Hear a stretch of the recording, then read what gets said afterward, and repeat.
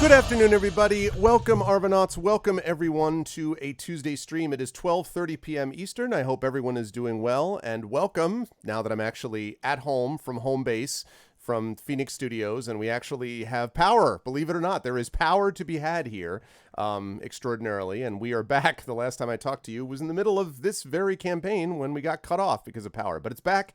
Finally, after 5 days plus, we have power back, and I am pleased to bring back day 4 of Adventures in Middle-earth, Erebor Adventures, the Silver Needle. Before we go any further with that, I do want to remind everybody about ways to support us here on the stream. If you haven't done so already, please make sure to follow our channel here. Please make sure to check out the YouTube with !ArvTube, which has past broadcasts of this and other streams. The YouTube is now just about updated.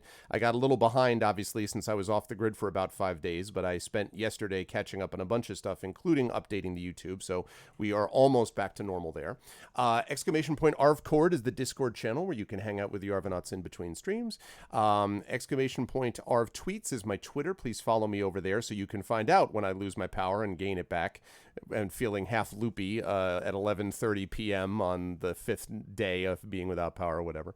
You can find all of that on my website, arvaneleron.com. On the financial side, !Arv Shop will give you merchandise for both this campaign, Adventures of Middle-earth, and for the Curse of Strahd, specifically Infinity and Beyond crew. I should say on the AIME side that we may or may not have a new illustration coming for you soon about our new player. So you'll have new opportunities for new AIME swag coming up soon. But that's going to be available on our shop. Hopefully some Esper Genesis stuff coming up there soon as well. !Arvtreon is the Patreon, currently holding steady at $2.23 per month. Really does make a difference.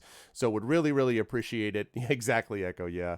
Would really appreciate it if people were able to support there. Cool stuff for you and for the channel. You get inspirations.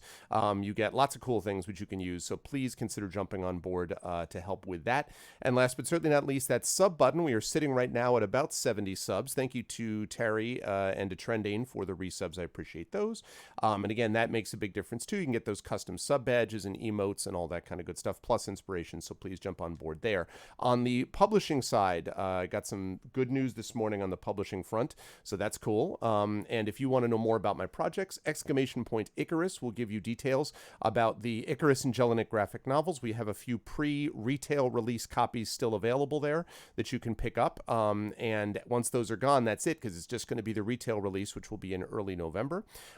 We have got Library for Tales and Tomes from the Forbidden Library, my 5e adventure and source book from Alligator Alley Entertainment. And last but certainly not least, Grayshade KS for more details about my Grayshade Kickstarter. Announcement coming soon within the next week or so about whether that is going to be staying in October, the Kickstarter for that, or whether that gets moved to February for pandemic-related reasons. It won't fall any further than February for sure. I hope it doesn't, but it may have to, so we'll see how things go. But I'll know about that in about a week or so. BLM, last of all, for the Black Lives Matter resource link. Again, we're doing a lot more with this, and for those of you who missed this, again, coming up a week from this Sunday, we have got the premiere of Brandon O'Brien's The Clampdown. I should say Sound Clash is the tabletop role-playing game, and the campaign title is The Clampdown, with a full BIPOC cast. I am super excited to begin this campaign and to get it working, and it's going to be awesome. I cannot wait. And we may even have some surprises, Brandon and I, for other things happening with that campaign down the line. So I'm honored to be hosting it. That's great. And yeah, so if you want to see punk rockers fighting oppression and the man, while also joining, rising in fame and using their musical powers to do awesome things, then you've come to the right place. So can't wait for that. It's going to be great, great, great. Thank you, Hilness, and thank you, Echo. Schedule-wise, we have got, because of the problems with being off the grid for about 5 days, I've had to shuffle things around a bit. So we have got Erebor Adventures today. At the end of the session today, we will have nominations for the Patreon Field Chat Chosen Game of the Month. And then at 4 p.m. Eastern, we had to move back D&D. This isn't because of me. This is because Screaming Joypad, who has just bought a new house, does not have his internet hooked up there. It will be done by the end of the week, but he doesn't quite have internet hooked up. So as a consequence, we moved that to next Tuesday Tuesday at 4 p.m. So this Tuesday at 4 p.m., I will be over on Pen and Pixels with The Witcher 3 Wild Hunt Blood and Wine as I continue with that DLC. So that's going to be good times, and I'm excited about that. Then Wednesday and Thursday will be off. There is an off chance I might do something Wednesday evening impromptu, but otherwise, Wednesday and Thursday are going to be off. And then Friday, we have got Esper Genesis at 8:30 p.m. Eastern, as we get back into my space opera game there. And then Saturday, we have D&D with Infinity and Beyond Curse of Strahd. Now, with that said, I see people singing in the Zoom chat, and that's a good sign for me to jump in and interrupt them randomly. And also a good sign for me to head over to them right as we speak. Now, as you can see, the full crew, the newly built crew with a new player intact is all here. We got through everything, and they all were nice enough to just basically stay exactly where they were. So they haven't actually moved since last Tuesday. They had people bring them food, and that was nice of them. They actually really need to go to the bathroom. Yeah. Sorry, dress. I'm wearing the same dress I was wearing last week. Yeah, exactly. I mean, and basically Terry just had her boyfriend change the green screen behind her, so now it looks like she's at her house. But yeah, no, none of that is true. But they were very nice enough to understand that my power just randomly went on in the middle of this, so we had a little bit of a kind of an aborted attempt to introduce some people, but we're back this week, and the group was so excited about this that the group has decided that we will play this week and next week, so that we can really give you the full Adventures in Middle-earth experience. Twist our arm, we have to play Adventures in Middle-earth so much, that's such a shame. But I am very excited to have them back with us, and I will start as per usual with the gentleman below me who is not wearing the same shirt. Actually, what shirt have you got today, Tren? What is this? It's a couple of rabbits, and this one over here is eating a carrot cake, and he's like, "What? It's got carrots." I bought it off Shirtwoot like a decade ago. Outstanding. And that, of course, is the great Trendane Sparks. Tren, how you doing? I'm wearing this one because my other shirt is in the laundry right now. Oh, okay. Congratulations, actually in the laundry, first of all. as opposed to Rob in the laundry. What? I know exactly. Rob has never actually had that shirt. Congratulations in order, by the way, Tren, for the latest audiobook. Not the latest, but the one is finally released in the world. It exists, right? So it's now. So tell us about the new audiobook, new to you, by which I mean you've known it for months. I was going to say it's not new to me. I was working on the thing like 6 months ago. I know. Well, more than that. Anyway, but before I get to that, we were talking about movies and their soundtracks, reinforcing one another. Yep. And I was thinking if we could do the same thing with Adventures in Middle-earth, where you've got the game going into the soundtrack and the soundtrack going into the game, does that, in this case, make this an Erebos? Anyway. All right, thanks, everyone. That's been our show. We appreciate everyone. So anyway, the book is called something. It's called Choose Your Enemies Carefully. It is one of the Shadowrun Legends books, one of the first Shadowrun novels ever written. It's the second one in the trilogy. Third one should be hot on its heels because they've both been done for a while. I'm now working on Battletech trilogy, maybe saga. Not sure. Right. Basically I can't record the opening or closing credits until we know whether I'm supposed to say trilogy or saga when we get to the thing. But I've got dude, if it continues to sell that well, you won't have a problem making it into whatever length you want as far as that goes. These are doing real well. Yeah, I've got 40 chapters to record. It'll be fine. I've got time to get there. I'm playing a very big gentleman, which is very different from my regular D&D characters. A very tiny gentleman. Anyway, this guy's name is Thane Tonybear, the Hearthmender dwarf friend, who when we last off, when the light died. When the light died. When the light died. And boy, did it. 2020 in a nutshell. Boy, did it. 2020, when the light died. That's how I knew your power had gone out, as your overhead light went off. I'm like, oh no. Yeah. But yeah, he had turned around and seen, to his horror, this gentleman right here. Yes, exactly. Specifically the character that gentleman was playing, but it's a pleasure to have Tren with us.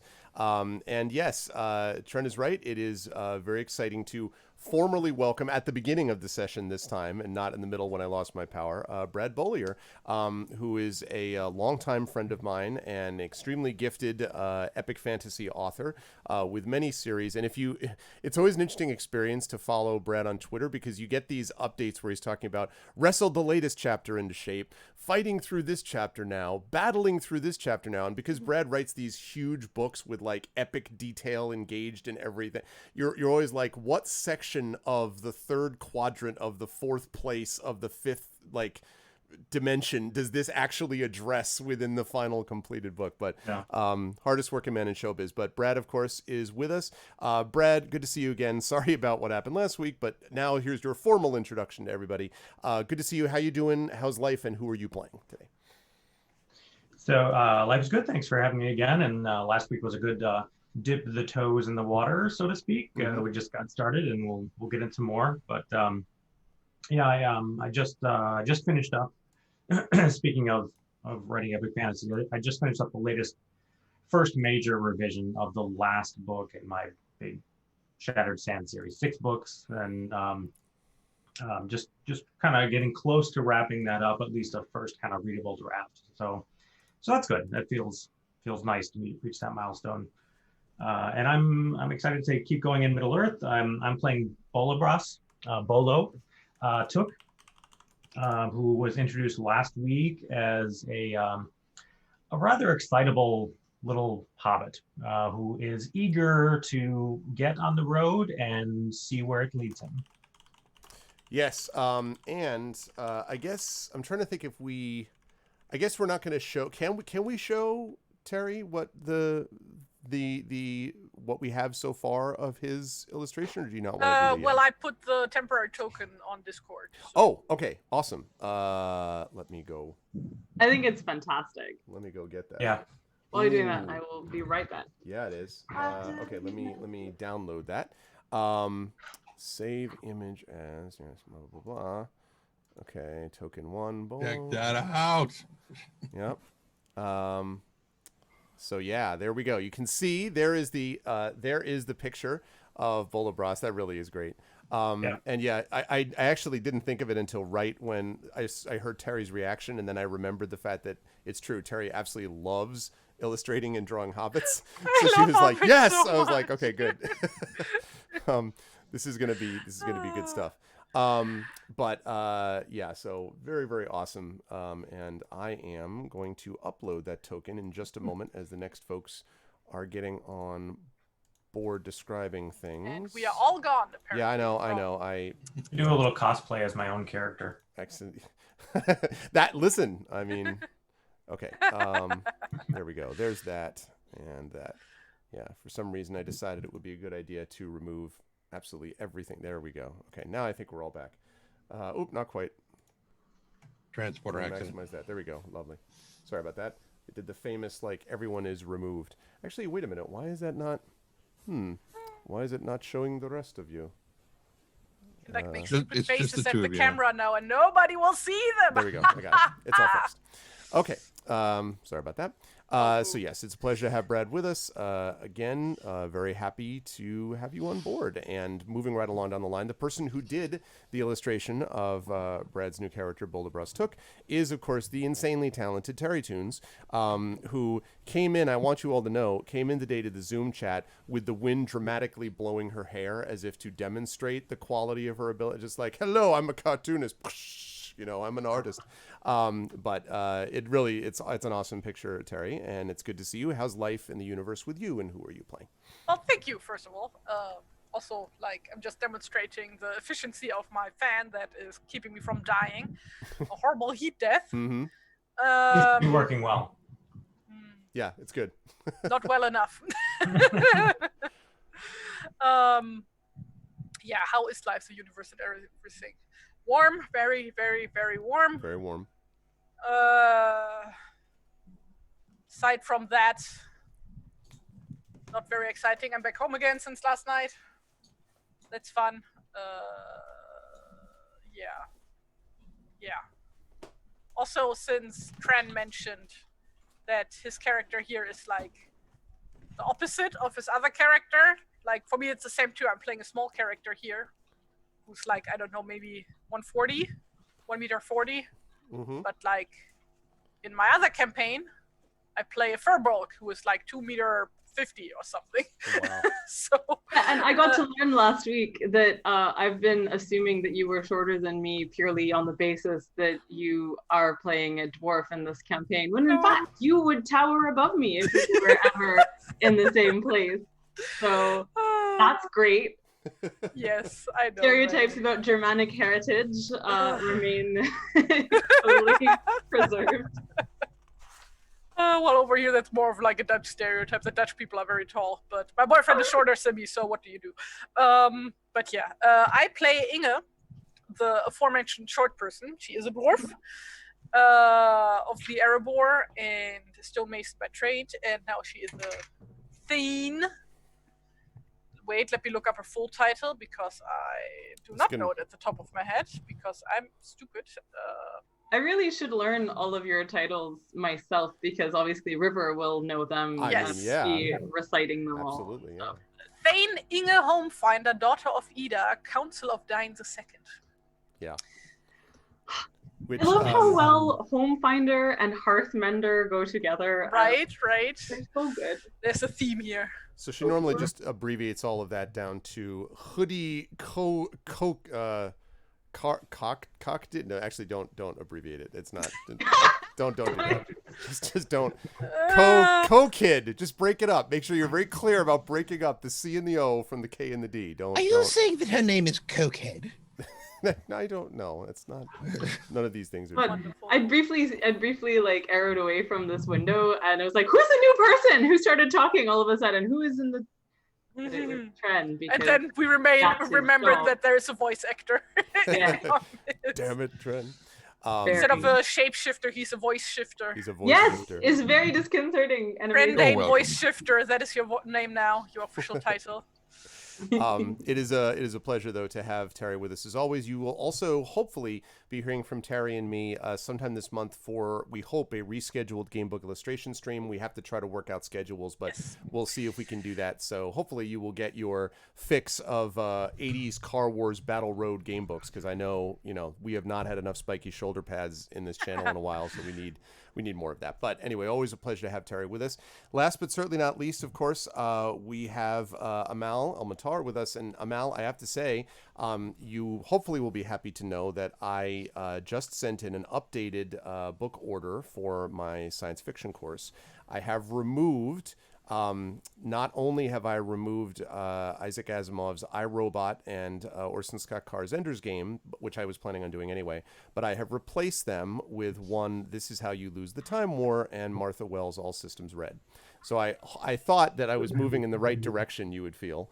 But that and the fact that I've been excited to teach that book since I read it. So it is going to be taught this fall to my science fiction course, my introduction science fiction. Oh my course. gosh, that makes me so happy. Also, those are just like individually such fantastic thematic replacements for those books or for those stories. That's what I was trying to do. Yeah, like oh my god, they're gonna love All Systems Red. They're gonna love it Oh god, it's so good. Yeah. It's so. If you guys haven't read Martha Wells' Murderbot books, I cannot recommend them enough. I've been raving about them a lot. They're amazing. They're so good. The voice in them is absolutely wonderful, and they're all like they're novellas up until the novel that came out. God, was it this year? Did it come out this year? Mm-hmm. I think so, just a month ago, maybe? That's Or surely more than a month ago. I forget the exact date. What is time? Yeah, I know. In this year, time is not. Time is nothing. Yeah. And cue Blank Guardian. Time, what is time? God, it is this year because I reviewed it this year, but anyway, but thank you so much. That makes me so happy. I hope they like Time War. I hope I can get you maybe to, as we spoke about, talk to the class. Oh, yeah. You and Max, maybe at least. 100%. Okay. I think that would be wonderful. I don't want to speak for Max, but I am sure he would be down for it. Given with Max, it's only scheduling around childcare. But, yeah, no, for sure. No, I'll reach out to him about that separately. But and flying into me, his first draft was You, Robot, but the publishers figured that lacks suspense.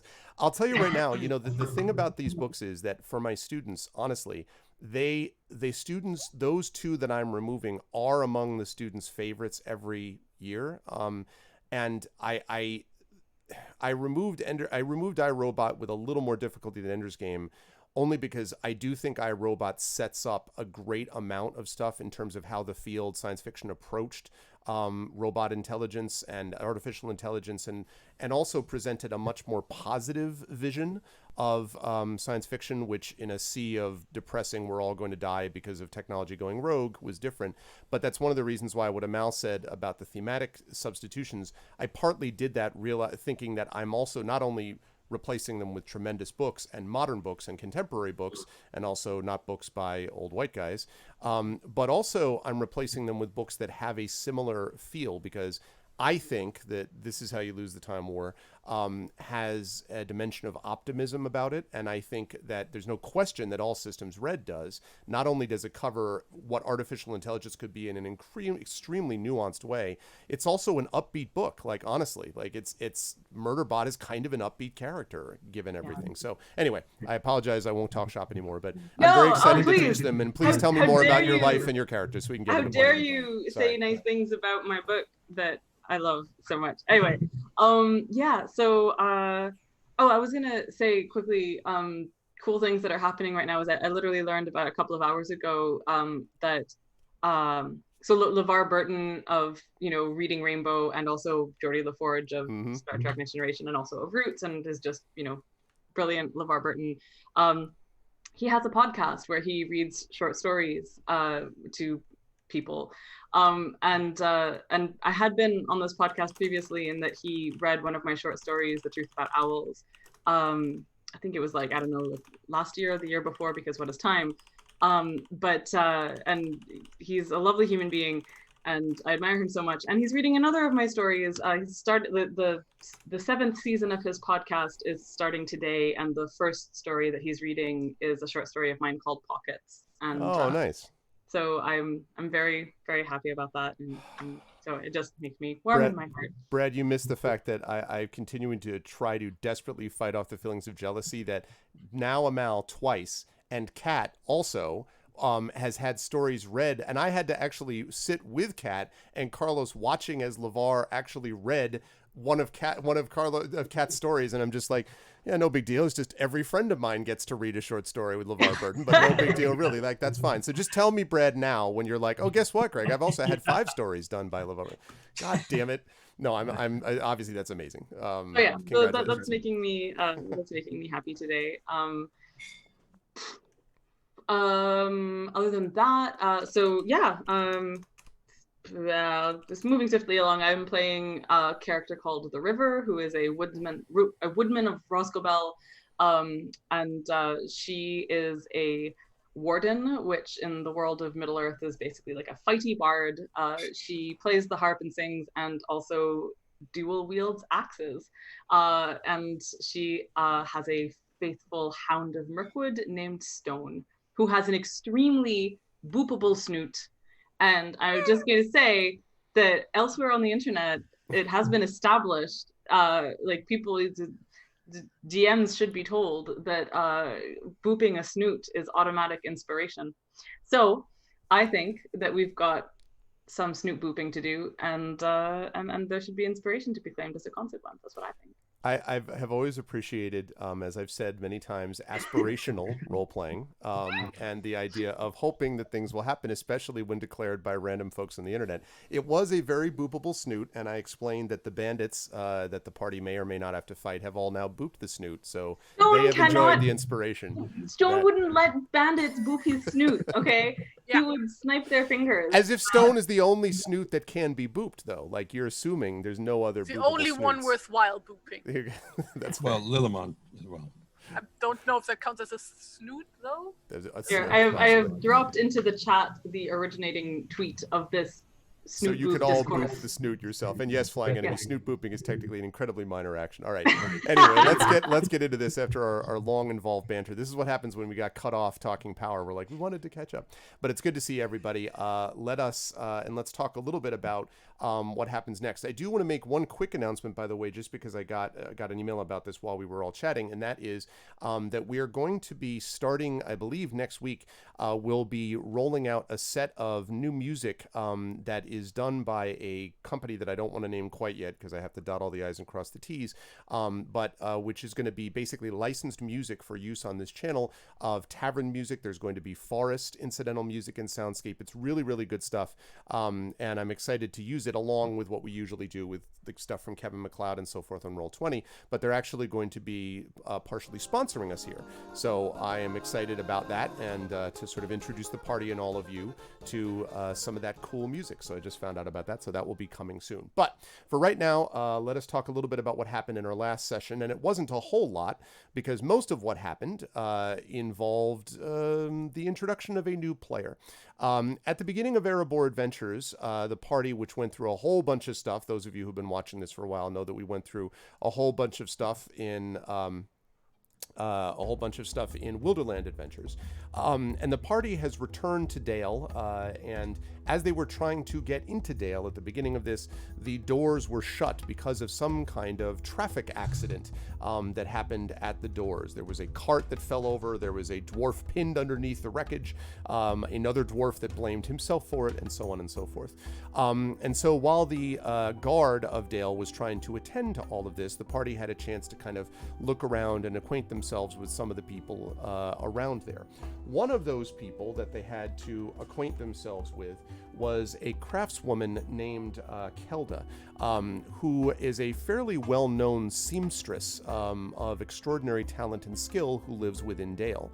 They found out about this because Kelda actually came under attack by some bandits, and the party managed to get over there in time to perhaps partially help drive away these people, but also found there the character Clovis, a hobbit, who was also one of the ones who'd helped drive them away, and told them that he had had a chance to get some information from people. Clovis is very well traveled, he said, and had been able to get some information from people about where some of these new bandit attacks, which have been on the rise in recent weeks, might be located. And so he gave them some suggestions about where to look, and after speaking amongst themselves and with a couple of the town guard, the party decided that they needed to go and figure out what was going on with these bandit attacks. And so they set off to the east from Dale to go do this. On the way there, though, in all the confusion, they ended up losing one of their own. Robar Staunton announced to them via a letter, and I'll tell you how they got the letter in just a moment, that he had been forced to depart under quick terms, and in typical Robar terse fashion, sent them a letter basically saying, got to go, problems with bandits in the west and Black Tom, will write when I can, Robar. The reason the party was able to get this letter is because just at the same time that they discovered Robar was missing, they saw a young and eager-looking hobbit hurrying towards them. Or to be more precise, they didn't actually see the hobbit except for Inga, who managed to just catch sight of someone who apparently was not only, trying to hide, in quotes, but wanted himself apparently to be seen. In other words, he seems very gifted at being able to not be seen when he doesn't want to be. Nonetheless, he made himself, revealed himself to be Bolabrus Took, an eager, adventurous... Royalty? Say again? Did he reveal royalty? He did not reveal royalty, no. As opposed to that, he did reveal Blueberry Tart, which I'll have to see if that's its own feature. But oh my god! So he ended up revealing this, and so he gave people, basically gave the party a little bit of a rundown that he had been inspired, apparently by Bilbo Baggins, the great Bilbo Baggins, and others. He is a cousin, of course, of the well-known Took family, and that he had decided to come here and seek adventure, and that Robar himself had given Bolo this letter to give to the rest of the party, and he had asked to join them. So the party, being somewhat used to Robar sort of leaving hurriedly and without much fanfare, were not surprised about this. They were mostly okay with Bolo joining, with one notable exception. There's a little bit of a Is there such a thing as PTSD, which would be post-traumatic stress dindy? Is there some like, I guess it'd be PDST, like post-dindy stress. Anyway, That's disorder. yeah, they were like not so anyway. But Bolo seems eager. Yeah, exactly. He seems eager and ready to go, and so the party agreed that he could, as the river put it, come with them until he could see what a real adventure is like, and then subtext, maybe they'll get rid of him. I don't know. They didn't actually say that, but that was kind of what the river maybe feels. We will see. I think what River was saying specifically was come with us as far as the haven at the Midway. And then we will, you can... Definitely, he is not coming with us to bandits. Is the feeling, but she did not explicitly say, but that everyone understood. But yeah, Tony shouldn't forget that we used to travel with another hobbit way in the beginning. It was Rosie. It's true. So just identify that with this and less of the other. Anyway, Can I throw Bolo back? I did get to throw Rosie over a creek once. I mean, listen, you'll have to find out. Wow. So if I'm not mistaken though, the thing that I wanted to have River do before the power cut out last time was to make an insight check into the things that Bolo was saying about himself. I think it maybe was did she, now I'm trying to remember, did she ask what he does or something like that? She's trying to understand right, more of his motivation and whether he's trustworthy or whether there's some kind of con happening here. I'm trying to remember whether you made, I don't recall actually now whether you made the check or whether you were going to make the check. I think the power went out just when she was asking. I wonder now. Yeah, I know. Curious. That is rather suspicious, isn't it? Oh, look, this, the power go out. I wanted to make the roll. I don't know if I would actually pursue that line of question. Yeah, I mean, like whether. It's up to you, though. If you wish to do that, of course, you can make an insight check for sure. Because this is just before you're about to set back off along your way, and I'll talk about how that's going to work. Exactly. So you can make an insight check first if you would like. River.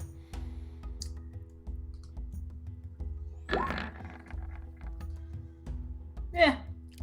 12. I mean, there's no question that Bolo seems very eager. There is no question that he seems, he seems like, well, he seems kind of bright-eyed and bushy-tailed, and I mean, there's a lot that probably does kind of intersect with his personality for sure. There is something perhaps a little, unusual about the fact that you didn't notice him at first, since it's not like you have not had a lot of experience in sighting people from a distance and everything else. But, from what you can tell, Bolo seems eager to continue, and that's definitely Robar's handwriting on the letter for sure. So. Our few still need to replace the tokens. Oh, right. Right, I have an upgrade. Yeah, hold on a second. Let me load also, that up. I would like to get an inside check to figure out if these blueberry tarts are any good. That you don't need an inside check for. They are straight up delicious. They are very good and moist and Oh Jesus! There you go, actual size. The biggest hobbit in the world. Can you remind me how to put my token onto? Because I would like it to be my token instead of my face. What? It is your token. Oh, is it? Yeah. I only see my face. Okay. Weird. No, I see my token on the board, but when I see the list of us at bottom. Oh, you need to switch to your character. Okay. How do I do it? And that I don't remember. Like at the bottom, like where you have like send and stuff. Like there's S, and then you click the name and. Okay. Yeah, you can choose. So for the moment, it's just a black and white version of you, Bolo. But soon. Fear not, soon it will be different, and I'm just gonna. Okay. Alternatively, Amal, if you go to the settings, Settings. That's what game settings, chat avatars. I've got an option to make it regular or not, but not to where is. You should have control over it, Brad. Just double check you can move it around. Okay. There should also be an option for name only, I think, under chat. Save name. Hey, what's up, Enabled Keister? by- You roll a 1. You think it's a mutton pie. No, I do not. No. I'm sure I knew how to do this at some point. But if I click under my name, it just gives me the options for like colors to choose. No, on the right, where On you the have the right. text window. Yeah. At the very bottom, At the there should be your name. as the river. Okay, I see. Yeah. Okay. So I have 2 as the river. That's why. Okay. For some reason, there's the river with my name. Then there's stone. Okay, great. And then okay. I can text Yay! Tony. Amazing. Okay, cool. Thank you. So that works. Brad, you have control over Bolo, okay? I'm able to move the token. Good. And we're going to have to, when we get the character sheet uploaded for you, then we can associate him with the character sheet so that you'll be able to just drag, when we go to different maps, we'll be able to just drag the character sheet over to the map and it will pop up the token. That's the plan. This is some silliness. What? What happened? Nothing at all. What are you people laughing at? Nothing. It's just no. No, you don't. It's fine. Anyway, it's good to have your titles there. Inga, you should probably put your whole title in there also. But it's too long. Like too long. Yeah, I mean, it's true. sure. Let me. It should also be noted that Tawny still hasn't eaten his blueberry blueberry tart. tart. He's still standing there with No, his no, no, arms no, no, crossed no. with the blueberry tart on the top. Right. Did he Inga accept took one? that one. Inga took the blueberry tart. Oh, Oh, Like also she's now took his standing there, blueberry like took a tart? bite out of each. Like, nom nom nom. Okay. Okay.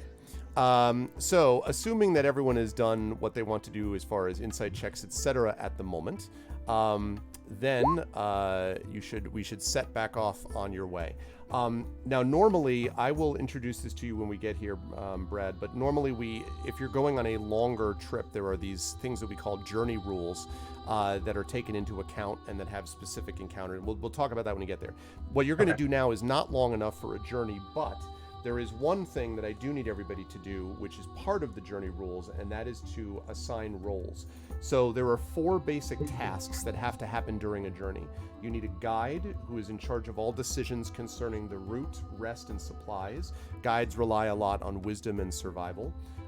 The scout, who's in charge of setting up camp, opening new trails. Scouts rely on stealth and investigation.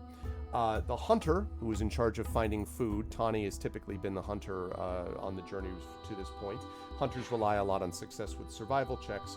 And then lookout, and in charge of keeping watch, lookouts rely on their abilities in perception. So more than one player hero may be assigned the same task, except for guide. There can only be one guide, but other than that, everyone else can can overlap. So with that said, who wants to be what for this?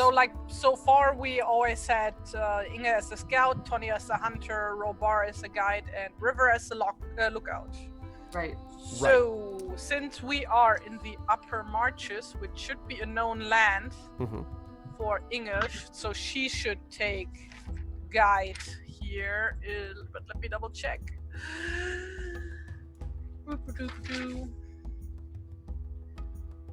Where are my known lands? There we go.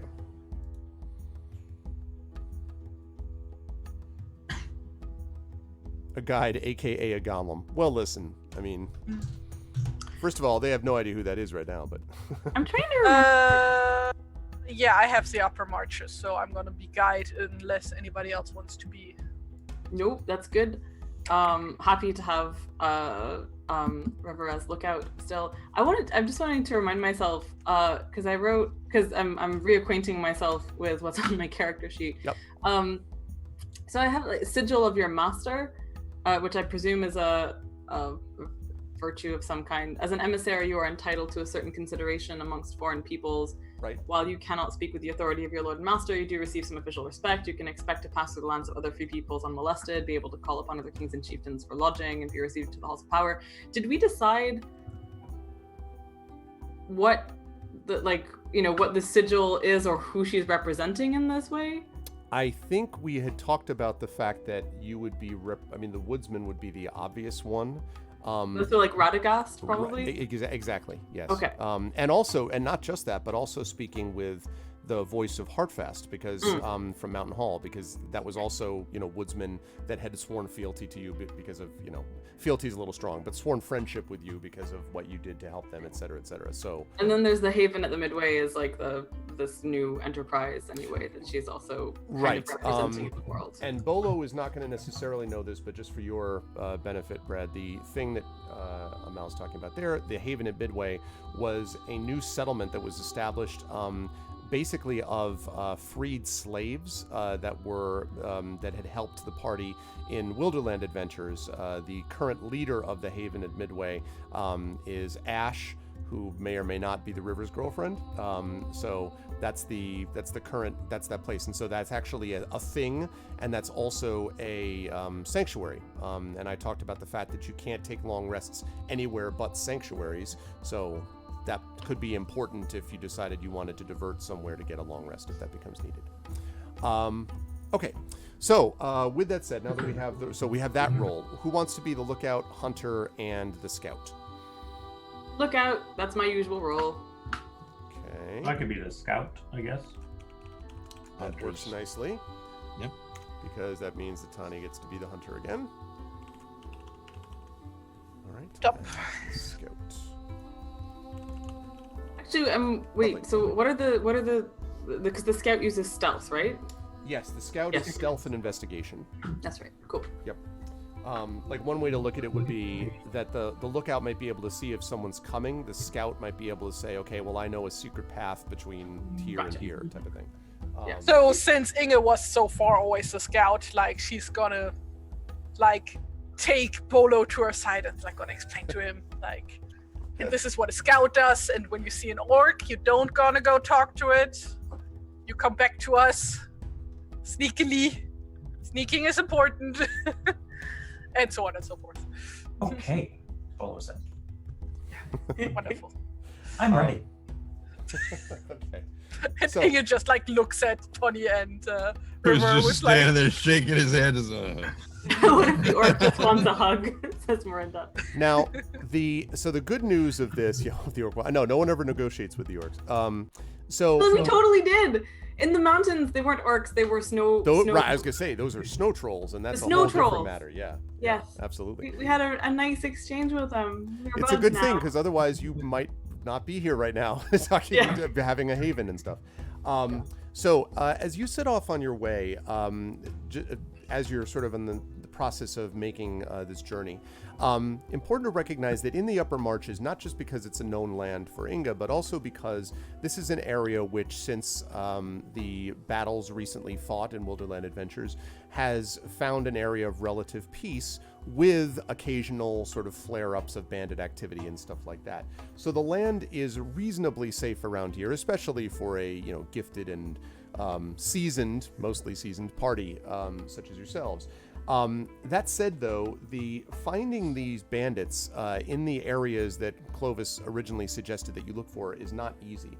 Part of that is because there is a great deal of ground to cover, and part of it is because there has been a lot of rain in the last few days, which have made the paths that you're trying to trek muddy and unpleasant.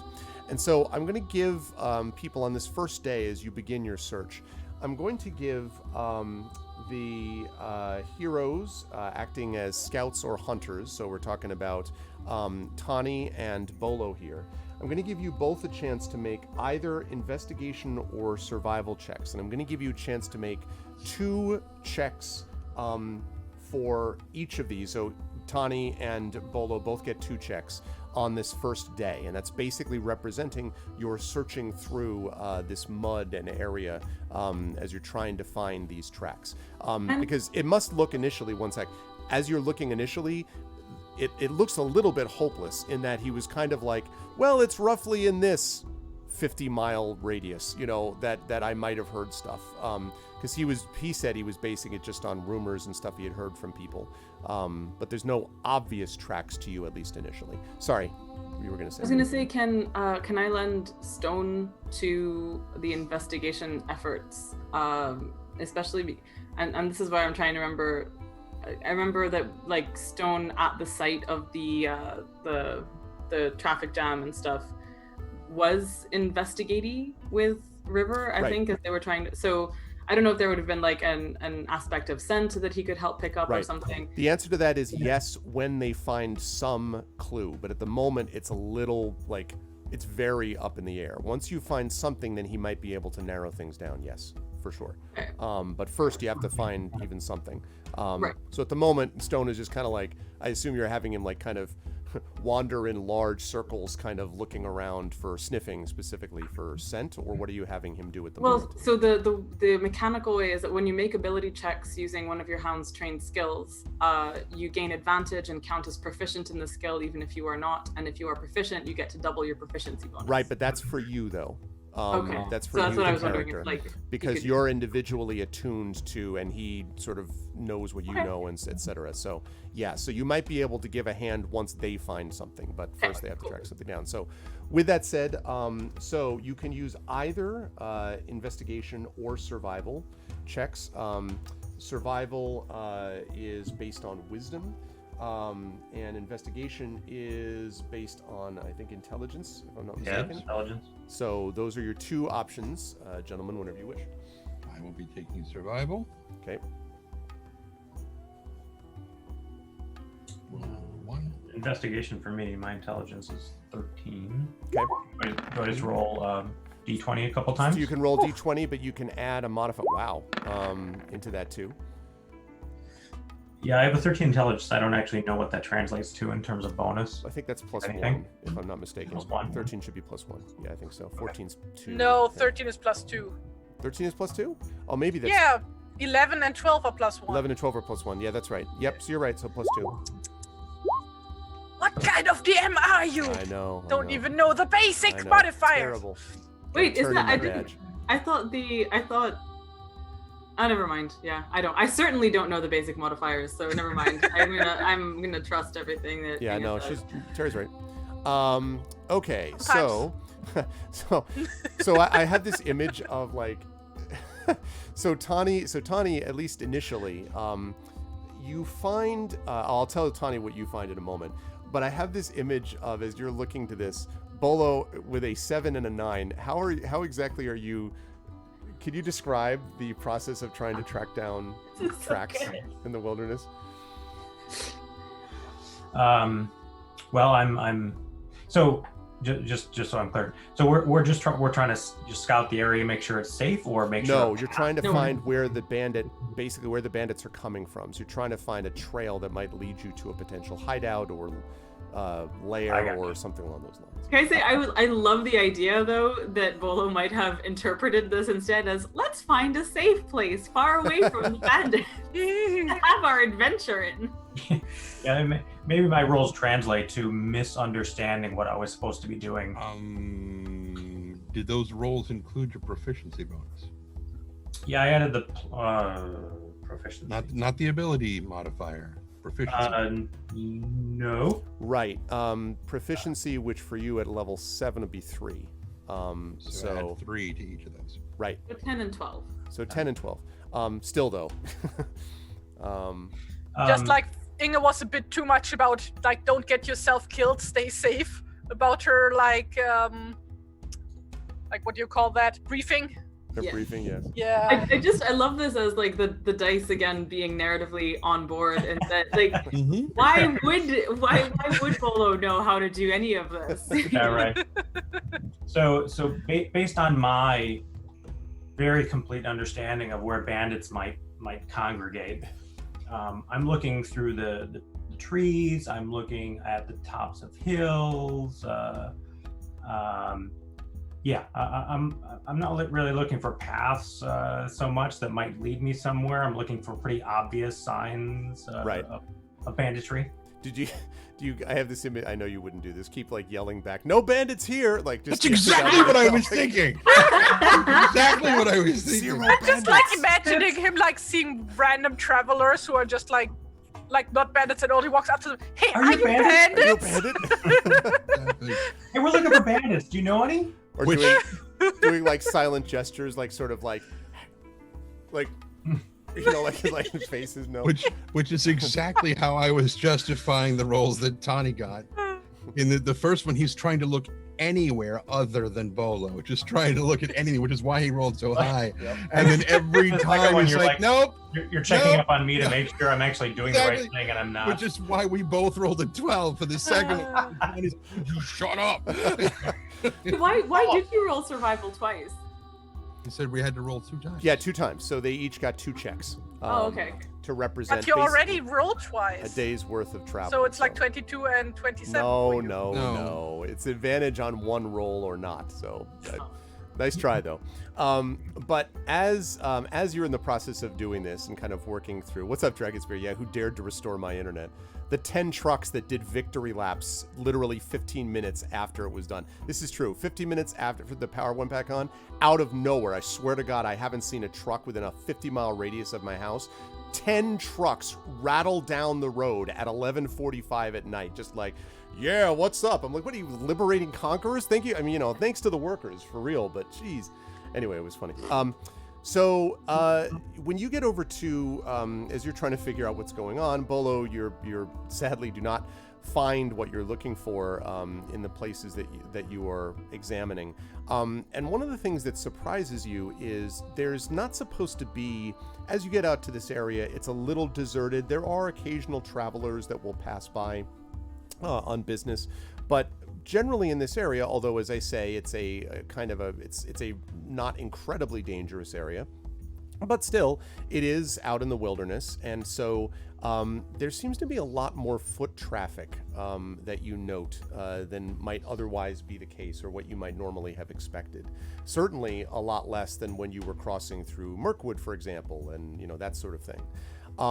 But you can't find anything specific. Tani, you do, however, towards the end, as the light is beginning to fade, everyone has been kind of pulling their boots out of the squishy mud, everyone's a little hot and tired, but you do find something which is unusual, and that is you find a scrap of cloth on the ground.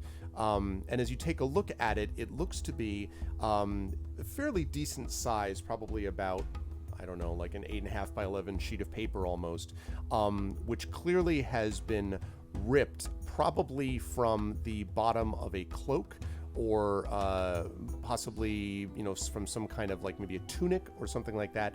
But it is a kind of stiff, heavy kind of material, which you can see is heavily stained and weathered, as if it's been used for a long time, whatever this garment that this fell from. And it is definitely the only one of these that you see, and it is along one, I wouldn't call it a path, but along one sort of general area as you're making your way east. That does not seem to be comporting with anything else you've found around here to this point. So you do find something. You're welcome to tell the party whatever you want about that, but that's the only clue that you find on this first day. So the party needs to decide if they're going to bed down and take a little bit of a rest, or if they're going to push through the night, thereby getting exhausted. But you can decide what you want to do from there. How out of curiosity, I don't know if we're like accurately on the map right now. How close are we to Haven? Not that close. You're going in a roughly southeasterly direction, so I guess you might be like here.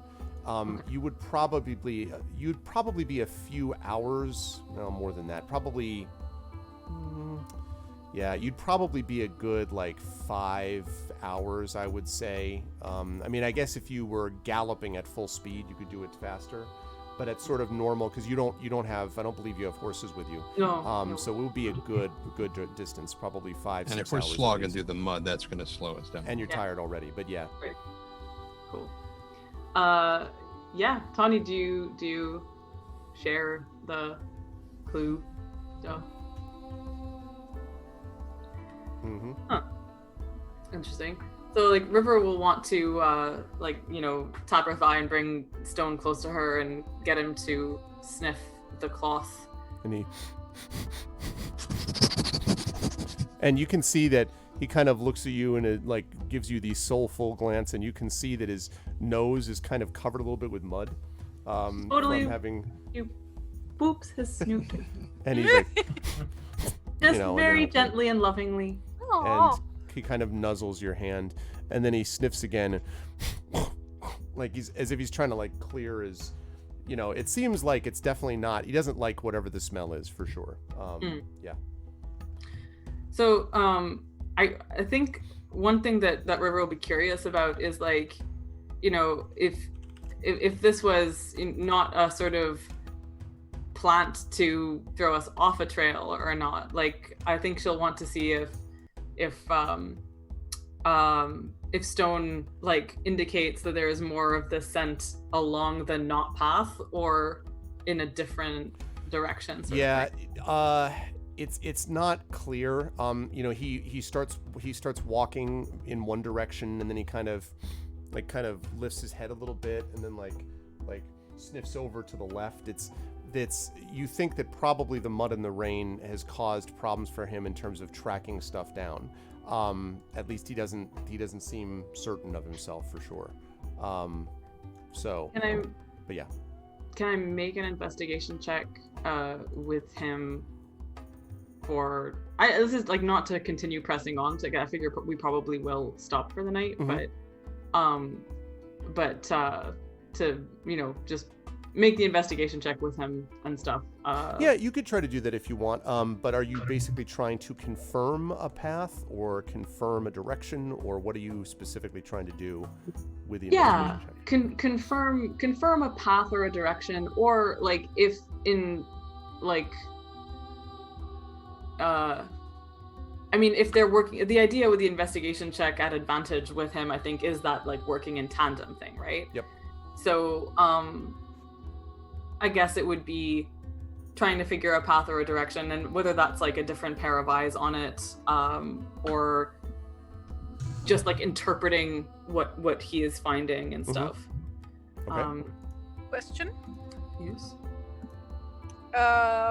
So are we in game terms tracking the bandits right now? I guess you could say that, sure.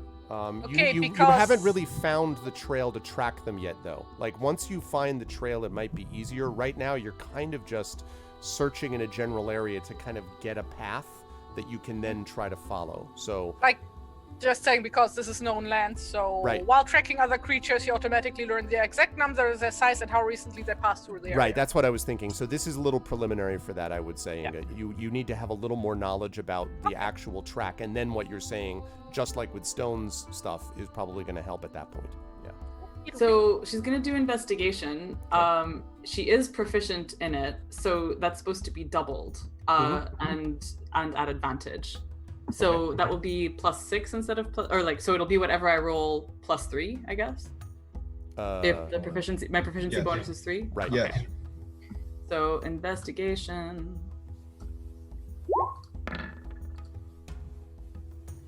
Okay. Alrighty. It's very. Let's very say good. it's 20.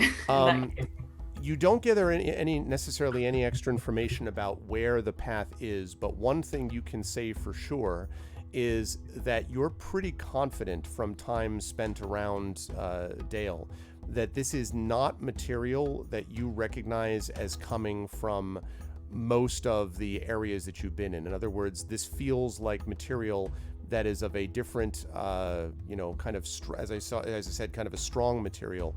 But this doesn't strike you as material that you're used to seeing in cloaks that you've worn up to this point. I'm not saying it's magical, but it definitely doesn't seem like something around an area that you would know, and certainly not from west of Mirkwood anyway. So not from where Roscabel and all that area would be, not from there. Can we tell what it's made of? Some kind of heavy, almost looks like, I would say canvas, but it's a little lighter than that. It's not like they're wearing a tent, but it does feel like a very kind of heavy, strong, almost like denim-y, maybe, kind of material. Yeah. Is it waterproof? It looks like it sort of is designed to be, although because it's ripped and torn, It's waxed there's or like water whatever. damage on the there's water damage on the Say bottom. like an where- oilcloth kind of thing. Yeah. Yeah. Interesting.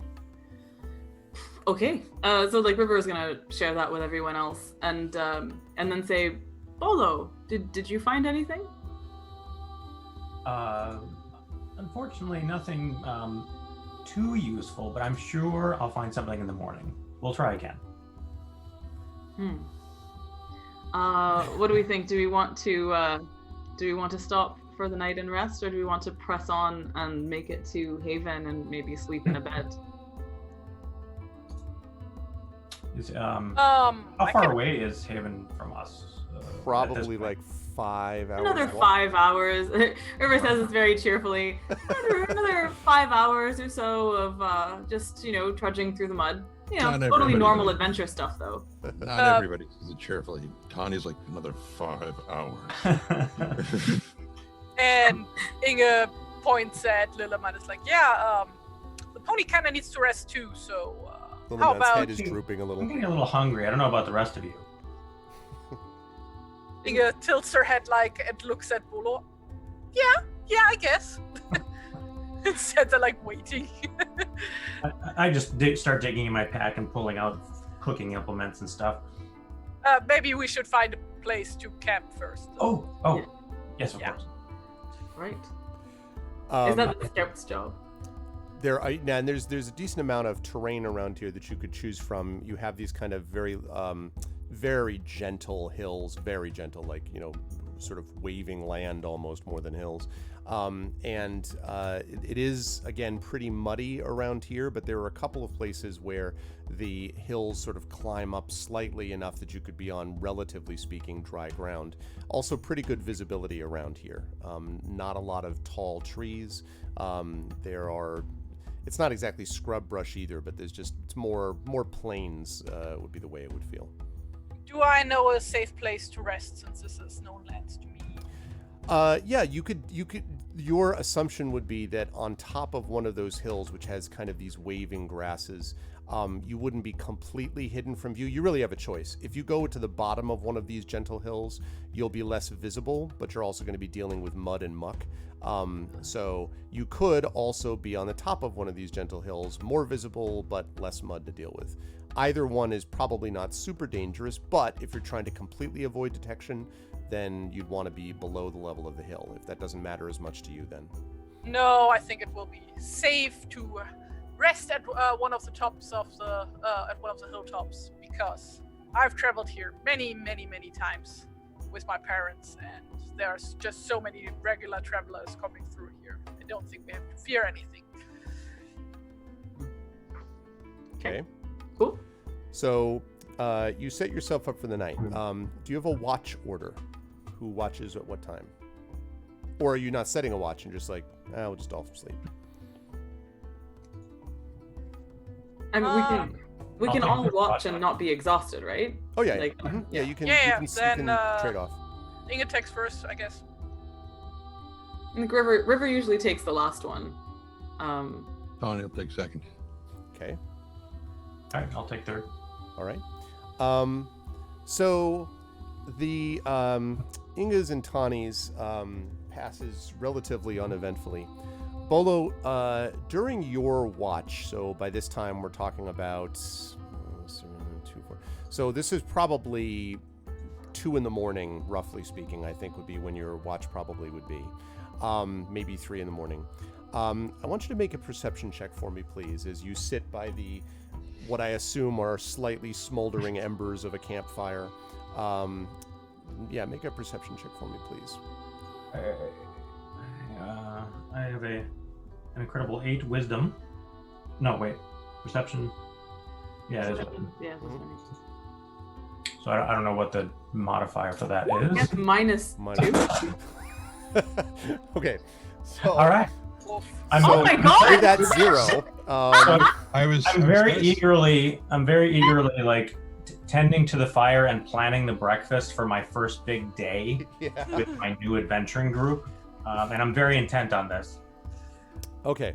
So as a consequence, you're kind of, you're sort of looking at the fire, and so it is not probably Bolo until something stirs right behind you that you notice that anything might be there at all, and it is in the grass, probably 50 feet maybe from behind you. You hear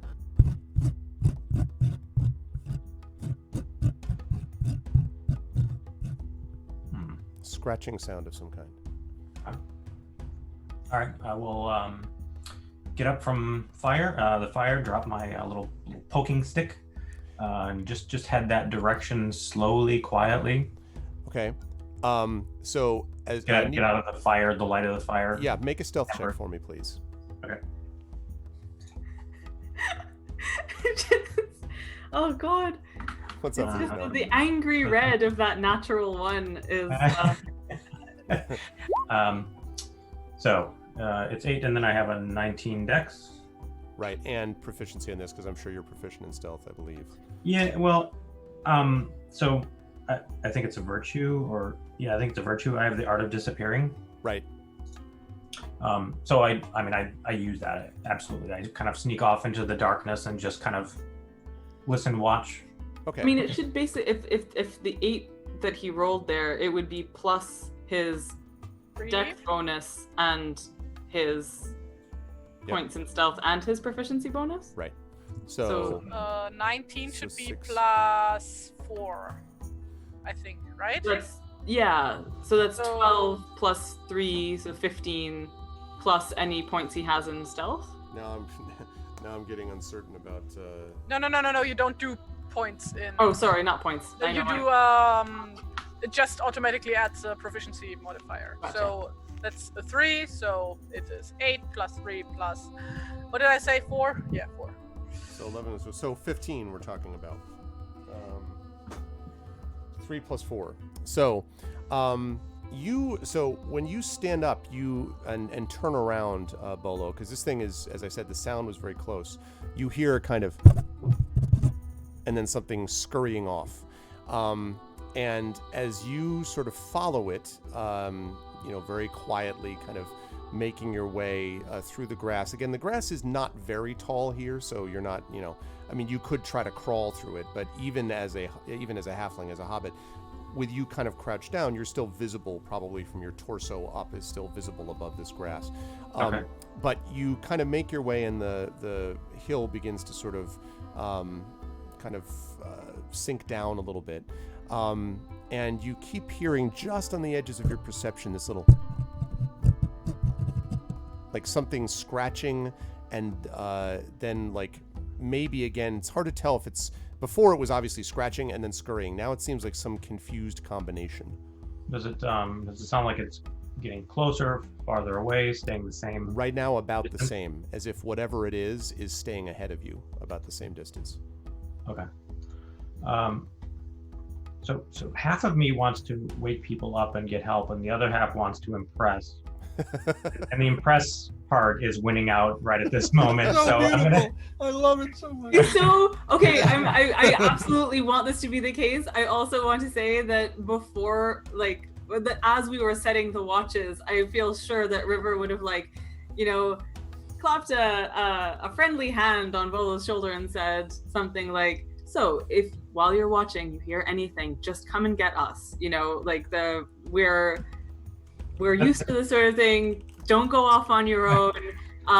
That's in the back of my mind, as I think I'm just gonna go a little ways. Mhm. I'm just gonna see what it is, and then I'm gonna run right back and tell them.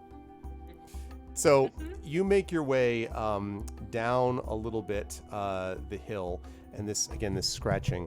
And then I need you to make a perception check for me, please, Bolo, as you continue your journey. So this is gonna kill me. Oh! Hey! All right. Plus one. That's more like it. So you said -1, right? So we're looking at 18. Yeah. But that's still. You also start hearing this faint trickling sound. Like a little bit bubbling, I guess is what I'm trying to do. Oh god, they're murlocs! No, not It totally sounded like Gollum for Not a a second. Like, what? I thought that whatever it was scared and it was peeing itself, but that's okay. It's all right, So fine. you hear this trickling sound to go along with some of the scratching. Does it sound like running liquid or like boiling liquid? No, or- running. or- Sounds more like running than boiling. Not super loud, though. And how well can I see? I mean, so you can, now where you are, you can see the rise of the hill where your camp is behind you. And in front of you, the grass is still like, following the contours of the land. So you still can't see all the way to the ground. If you stand up fully, the grass is probably up to like your knee, I would say. Okay. So if you crouch, it's more up to your waist, basically. Right. So yeah, it's not like super, super thick, but it's not something you could just look down and see what's at your feet. You'd have to feel around a bit. Okay. But Adventures in Middle Earth. How well can hobbits see in the darkness? Can I see anything obvious above the grass ahead of me yet? So hobbits can, see somewhat in the dark. It's actually, there's a few stars that kind of light, and there's no trees to kind of shade anything, and nor are there any clouds. So just the lightest of breeze. But you don't see anything obvious around you. It's more, again, what you hear. Okay. Again, Do I you smell might anything? you can see the Strange? embers of the fire of your campfire behind you, but that's pretty much all. Yeah. Do I smell anything strange? Anything odd in the air? No. Okay. All right. Well, I'm gonna approach a little bit more. Okay. Like I'm so close to like running back and telling them, but I just can't do it yet. I need more. Okay. So you get closer, or you continue to move forward. The scratching sound continues to be at a little bit of a distance from you, but the trickling is getting louder, for sure. Okay. Is there nearby like trough of land where water might be just trickling down from somewhere? It's a little hard to tell because you're still sinking as you walk down. I mean, like the Right. land is still sinking, so you haven't reached, in quotes, the bottom yet. And these are, again, pretty gentle hills, as I said, so it's not like you have a long way to go. But All right. Well, I'll just go a little bit further. okay, so you take a few more steps, and then we will see if your foot finds something or not. I do have a walking stick. I'm just going to be tapping. You're kind of tapping ahead of you? Okay. Gently. So then I'm going to give you advantage on this check. I would like you to make a dexterity check for me, please, as your stick touches, or maybe more accurately, does not touch something. There's a gap in front of it. So I need you to make a dexterity check for me, please. Okay. 17 plus my 19 dex. Is that plus 3 or 4? Yeah, plus 4, so 7, so 21. 21. So your stick kind of, for a minute, kind of slides, and you kind of pull it back, and you manage to catch yourself pretty easily. Okay. And as you draw it back, you see that your stick, the bottom of your stick, is dripping wet, and there is some mud at the bottom. And there's something else you notice as well, which is that the scratching sound that I mentioned now sounds like it's all around you. Oh my god. Oh, great. Okay. And I still don't see anything above the. Nope. Okay. All right. I'm now freaking out that there are things underneath us, like digging or something like that, and I'm just hauling tail back to the group. Okay. When you turn around and run, first of all, thank you for the raid, Wenchkin. Welcome. Thank you so much, man. I appreciate it. Welcome, everybody, from Wenchkin's channel. When you turn around and book it, you hear this whoosh, and then like scurrying in all directions. And as you're sort of running up the hill, you very clearly feel something run across your feet. You have, of course, as hobbits do, bare feet is what you travel in, and you feel something small but definitely living and furry scurry across your furry feet. Like a skidder, not a slither. It wraps your ankles. No, it's not a slither. It is a skidder, but it's more than one thing. In fact, there are multiple things running across your feet as you run. All right, I'm just hauling after. Okay. Are you yelling, or are you just running? Yeah. I'm not screaming yet. I want to get past. I'm just going a bit more because I feel like I'm surrounded. Right. And I just want to get past that immediate danger, and then I start yelling. That continues for a little while. The feeling of being surrounded continues for a while, but as you reach the foot of the hill and begin to climb, it then falls behind you. So like you're then out of that. Wake up! Everybody wake up! And I'm just like running up the hill. Okay. So Okay, keep now pushing on. the scurrying is now definitely behind you, and also has gotten very quiet. Also, the trickling is gone. And Tawny, Inga, and the river, you just hear this. I don't think you need to make a perception check for this. You wake up! You hear this sort of shrieking. So, hey, Rogue. I Welcome to imagine Rogue. River, I think River snaps awake, and because she was going to be taking a watch next anyway, so she's probably been sleeping the longest, and so she just kind of snaps awake. So does Stone next to her, and she,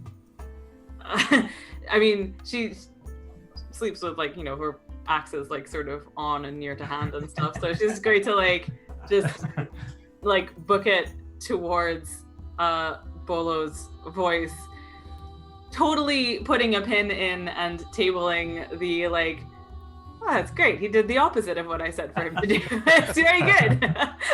So, Bolo's down the hill, scratching, scurrying, they're everywhere. why did you leave your post? She says, drawing her axes. to find the nature of the danger, but there is some, and it's down there, and there's lots of it. Hurry! Bring some light. Tawny and Inga, are you also up now? Because you heard it, so are you? He's working on it. He just got to sleep, so he wakes to this voice, knowing full well that what he knew was coming. This is it, and he's just pulling himself up on the thing. He's just like, she asked you a question. Why did you leave? You answer it later. And there's no time. Come quick.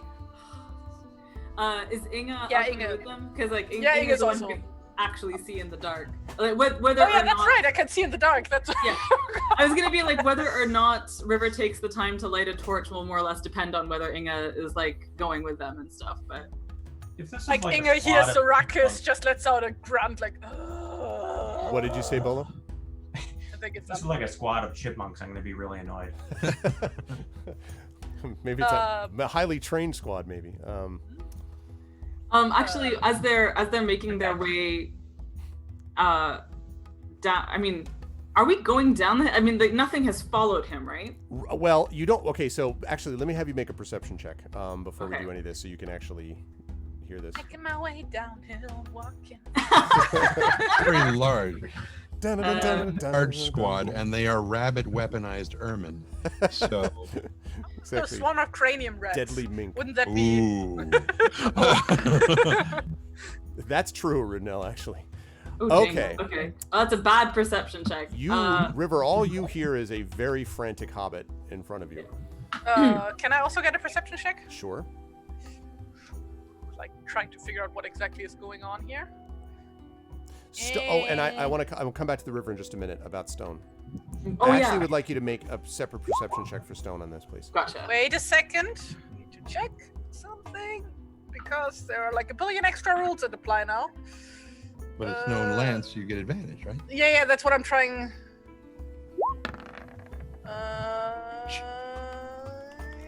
Oh man. No, I don't. But we are in the wilderness, Yes. so I get some bonus for that. Do you not get advantage? I thought. No, I get advantage on stealth rolls apparently. Oh, okay. Yeah. Which you could try to be super stealthy if you want now for no reason. It's a little Nobody bit will see me difficult. getting out of bed. Exactly. I leave the party. Okay. Yeah. Stone also, unless he has advantage for some reason, has No. rolled poorly. Okay. So Stone just seems a little he's not freaked out. He's certainly seen worse than this, but he definitely is kind of and trying to sniff around and look sort of all confused.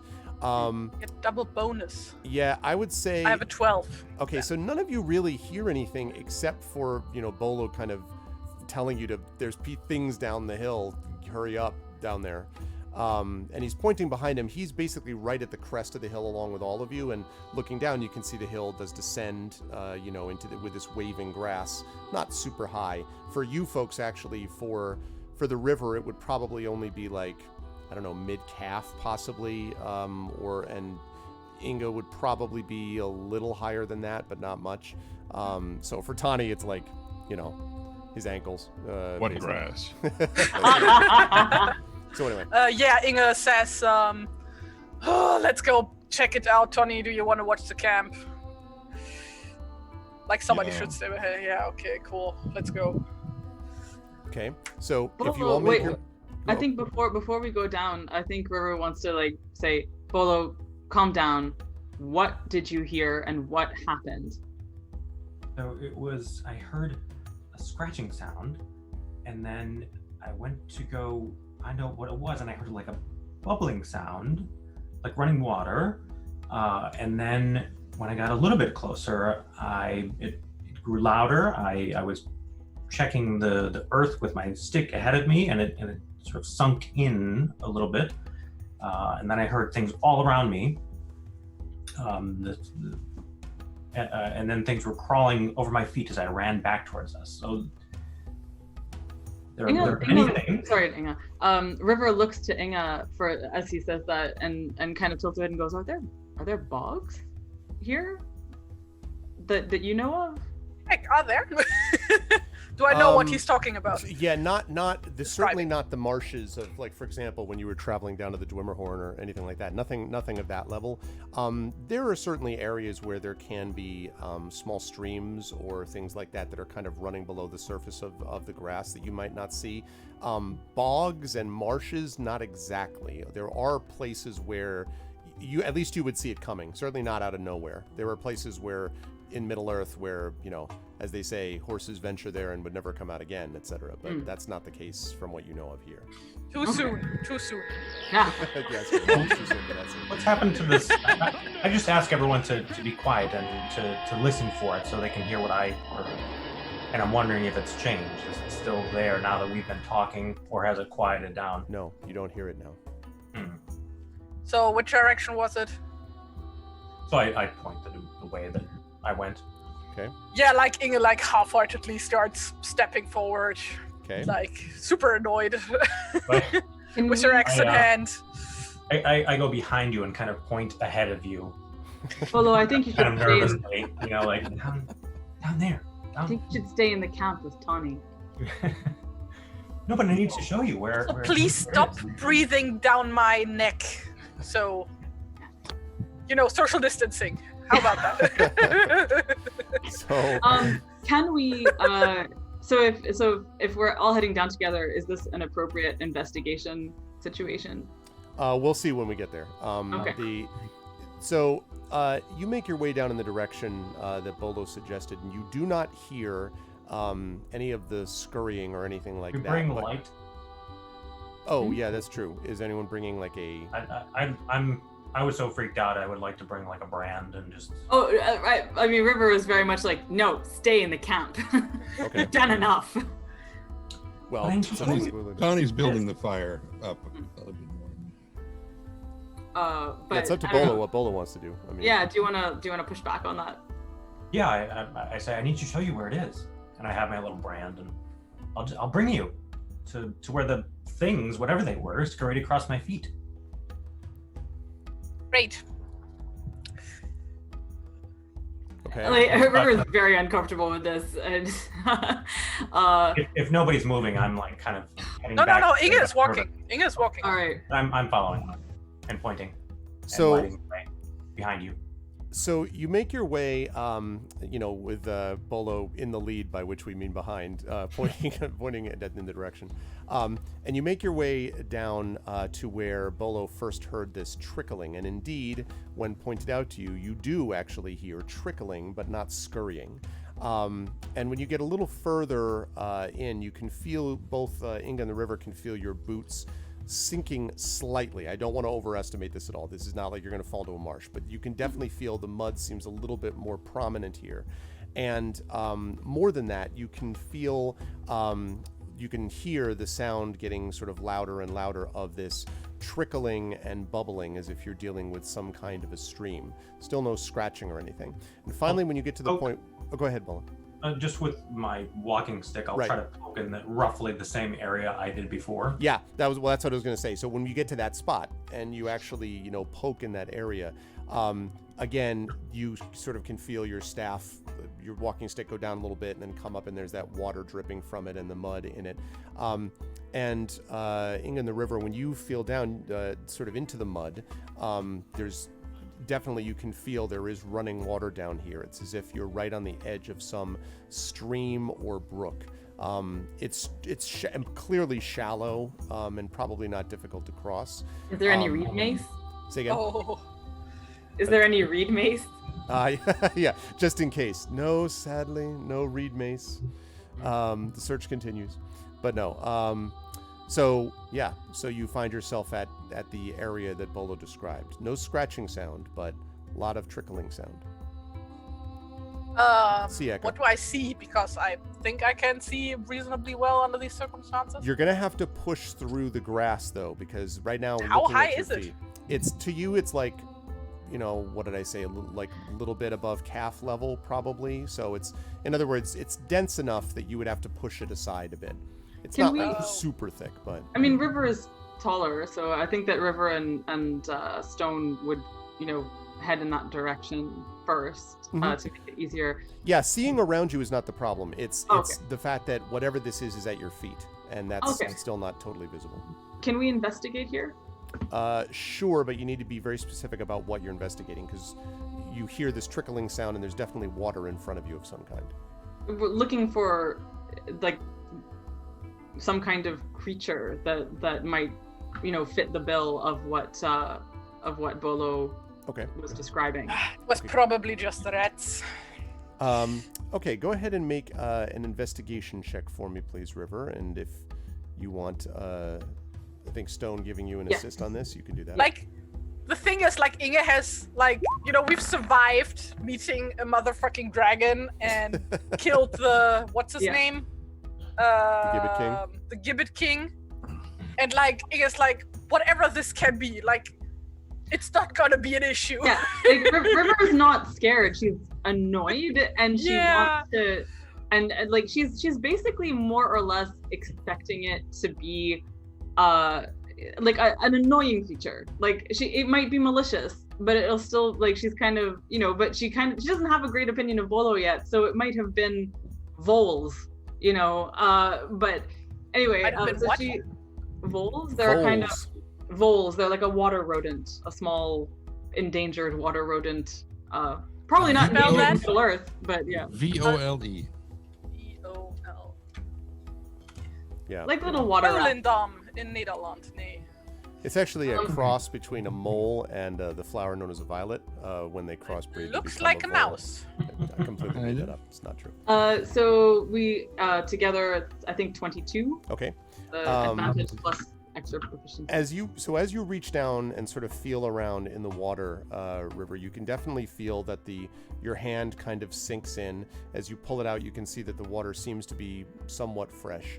But there are little muddy spots that are somewhat drier, like little tussocks or whatever that are a little bit above. And you find little bits of something, which, as you sort of pick your fingers up, and Stone kind of sniffs at it repeatedly. They are little dark hardened things. And there are multiples of them on some of these tussocks. Is it like poo? There's a pretty good chance. Okay. These are some kind of droppings of some small, tiny animal. No, it is a caper. Eat it. Oh. Do I need to make actually, she'll show it to Inga, because presumably a survival check might identify what they are. I'm gonna have a look at this piece of poop. we Sure, just make a found. survival check for me. Um, Multiple pieces of poop, let's be clear. I think- Multiple pieces of I think I also want to do that, as she is. So I think River is going to do that. So River kind of, looks at first. She looks at Bolo and she's like, "So here's a lesson in tracking. Here is probably some droppings, Bolo," and she brings it really close to his face. They don't really smell like much, they just look like Yeah. not particularly pleasant. I'm like all ears. I'm like totally focused on what Great. you're saying. So so Inga, what do we think? And yeah, I got a natural 20, so. yeah. Yes. So these droppings, you can notice. Oh, nice. Wow. Nice. Was this an advantage or just north? This was not an advantage. The river was. I know that Inga's was, but river's not. Yeah, right? no, I don't. Okay. I was gonna say like 2 natural 20s. You're like here, and you show all things. It would be so perfect Yeah. if that's what it was. It would I be think really River funny. probably has a good idea, but Yeah. she'll defer to Inga. Yeah, these are definitely of some small and presumably water rodent. It could be field mice. It could be some kind of water rat or vole that's here. And as you're sort of looking at looking at all this and sort of showing these little bits, there's a lot of them, which suggests that there are a lot of probably a colony of voles or field mice or water rats that live right in this general area, and that typically would go out and hunt at night, and would seek food. I shouldn't say hunt, but would like go out and try to get like grasses and foods and different things that they could discover even below the earth. I should say that they try to avoid hunting, which is why they do it at night. They want to avoid being hunted, and so that feels very much like what this is. You will say that there are a lot of these, which suggests that this is a pretty good-sized group that we're talking about here, not just a couple. So River, like once Inga like identifies them, she looks at Bolo and says, "Well, congratulations, Bolo. You have successfully found some water rats." Excellent. I'm gonna go back to sleep. You wake Excuse up me. Bye. and left your post for some water rats. Well done. Good night. And like Thank Inge you. says stops, turns around and says, "She's being sarcastic, by the way," and then turns back around and starts walking again. Bolo, as you turn to go, I would like you please to make a perception check from me. Do this at advantage. At a disadvantage, you said? No, at advantage. Advantage. I feel a little sorry for both. But like this party has like 0 fucks left to give. It's so true. So you make a second roll. Right. As Oh, well. oh. That, yeah, and sorry. the- That's Roll it advantage. twice, take the higher. Okay, so we'll take the first one.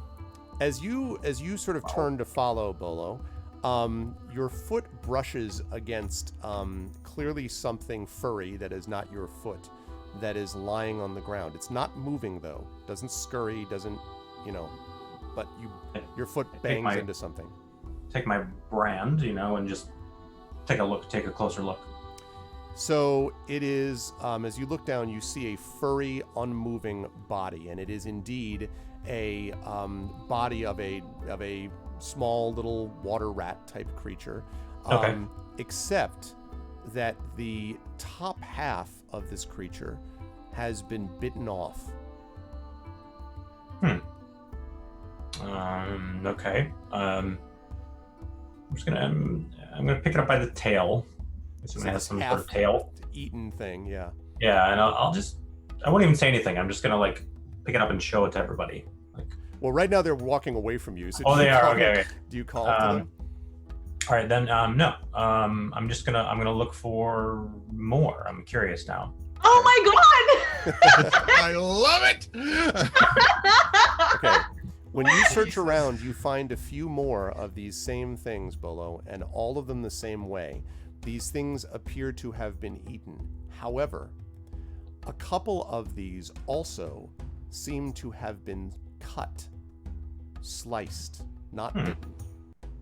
So you find about 4 of these bodies around, and 3 of them are bitten like this one, but one of them looks like it's been sliced cleanly with a knife. If at the point, by the way, when River realizes he's not following, she is going to stop and turn around and say, "Bolo." And you see Come him on. huddled over. I'm kind of like hopping around the area a little bit with my torch, looking at the ground, and I'm gonna pick up literally all 4 of them by the tail and just show them. Just sticking with their tails between each finger and thumb, so you just got a chandelier of meat. like a wind chime. A meteor, if you will. Yeah. So River is gonna roll her eyes because she can't quite see what he's doing and go back to him and say, "What are what? And just kind of like, Isn't it? Bolo says. what does he say? Sorry. This is a bit strange, isn't it? But look at this one in particular. And I just shine it close, the torch close to that one, the cut one. And then they catch fire. And Under that. River's whole demeanor sort of changes as she looks at the, like, first when she sees like the ones that have been chomped, and then looking at the one that's been cut. Does it look like it's been cut to like facilitate eating it, or in defense? Like, No, it does not look like not like it's trying to. I mean, I guess it could have been sliced through, but it's a pretty small creature to begin with. Right. So, I mean, you have no idea what was being done with it, but it doesn't look like it was to fight anything off. okay. Hard But, to imagine like, I this mean- creature is attacking anything anyway. Right. So, but they're cut. Like the. This one, so 3 of them are bitten, one of them is cut in this way. And no sign, I should say, of the top halves of any of these things. Okay, she wants to look at the one that's cut. Okay. And just kind of like, she's kind of gonna like look at it and probe the wound slightly, just to kind of, and yeah. It actually looks like a clean cut, as if something chopped or sliced it. I won't say neatly, but in half. So I don't want to get super graphic here on a but like everything is. If you can imagine dissection in, your earlier schools, you can see all of the things as if it was like a cutaway, as if it was one quick, swift chop or cut. Earlier, I, as I'm looking at these things, I'm thinking back to the sound that I heard, which was like I described as like a sort of a scratching sound. Might that have been the crunch of bones? No, you doubt it. Because Okay. the bones here, I mean, these bones don't look particularly strong, but the scratchings did not sound like a biting would have been its own kind of like crunching, and you didn't hear anything like that. It was more like something, something dragged along, like paws or something. Might it have dragged been across. like claws gouging the earth to unearth these things? That is probably not something you'd be able to tell. Maybe. Okay. Could be. Well, as River is looking at them, I'll just hand them over, but I'll just kind of look around for, gouges or other sorts of prints. Okay.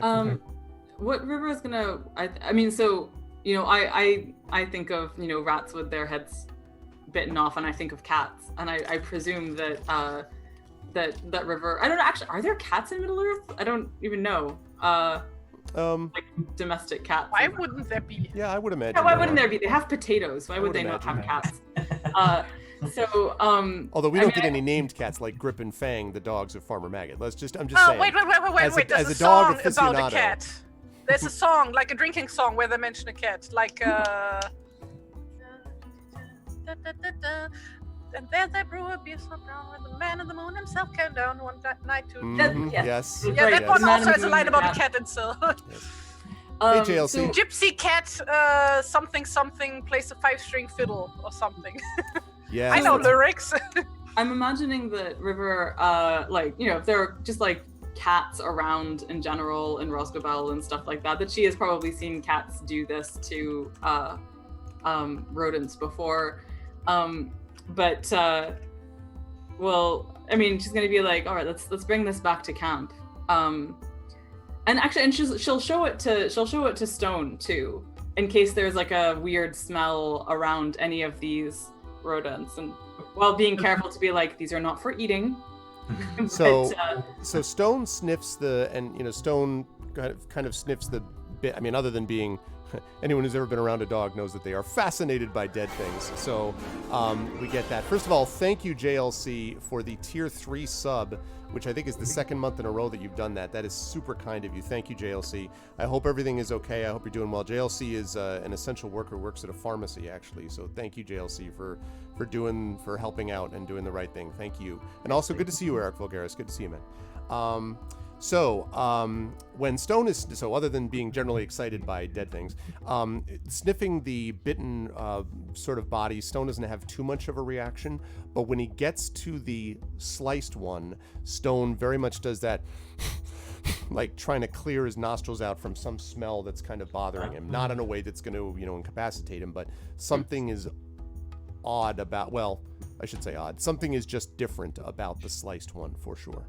Interesting. And then it's the same reaction he had to the cloth and stuff. So, very similar to that reaction, actually. Is there a way to determine? So I think what River's gonna do is like say, okay, Bolo, let's bring this back up to the fire. Okay. Let's see all this together. I think what River wants to do is try to. I mean, there wouldn't be any obvious to the eye or human nose connection between the cloth and the like slight cut through stuff. No. But she's gonna bring the stuff to the rest of the party and say, Bolo found these, and while most of them look like they've just been eaten by some predator, this one looks like it was cut with a knife, and Stone reacted to it the way that he reacted to the scrap of cloth you found, Tawny. Seems like something's odd about this.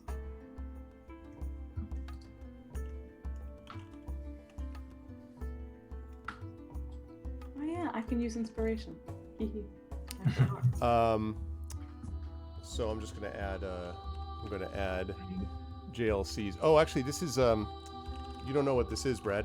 We have a little program on the channel where people who support either my Patreon or subscribe at a certain level, like the level that JLC just subscribed at, will get either 1 or 2 inspirations that they can give to players in any of my campaigns during the month, so they can inspire the players to greater heights. And this is what we were talking about with all the snoot booping and inspiration and stuff. Exactly. Is that there's a mechanic where if you are inspired, then you can get advantage on a roll, so you get to get the higher of the 2 rolls.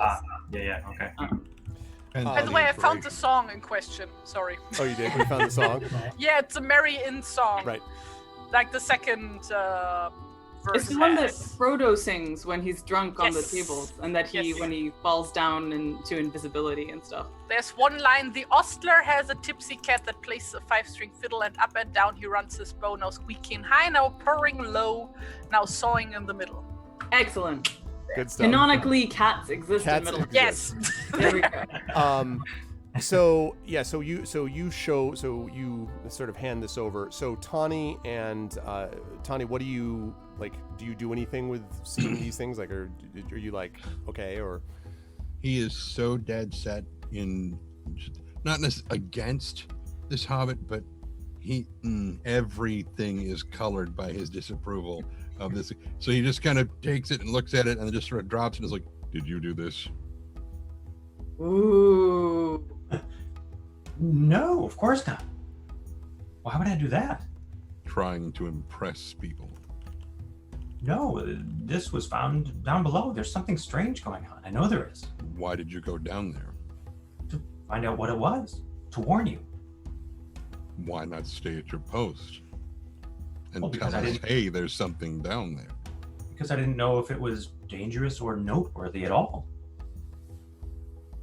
But So it you is. were It must be. trying to impress people. Impress? No. Help? Yes. And it has the same scent as the cloth. We must be onto something. If we trace where the cloth was found to here and go that direction, we'll find the bandits. Presuming that's where this came from. Well, that's true. But Well, these if it's- animals come from here. If it really does have the same smell, then he might be onto something.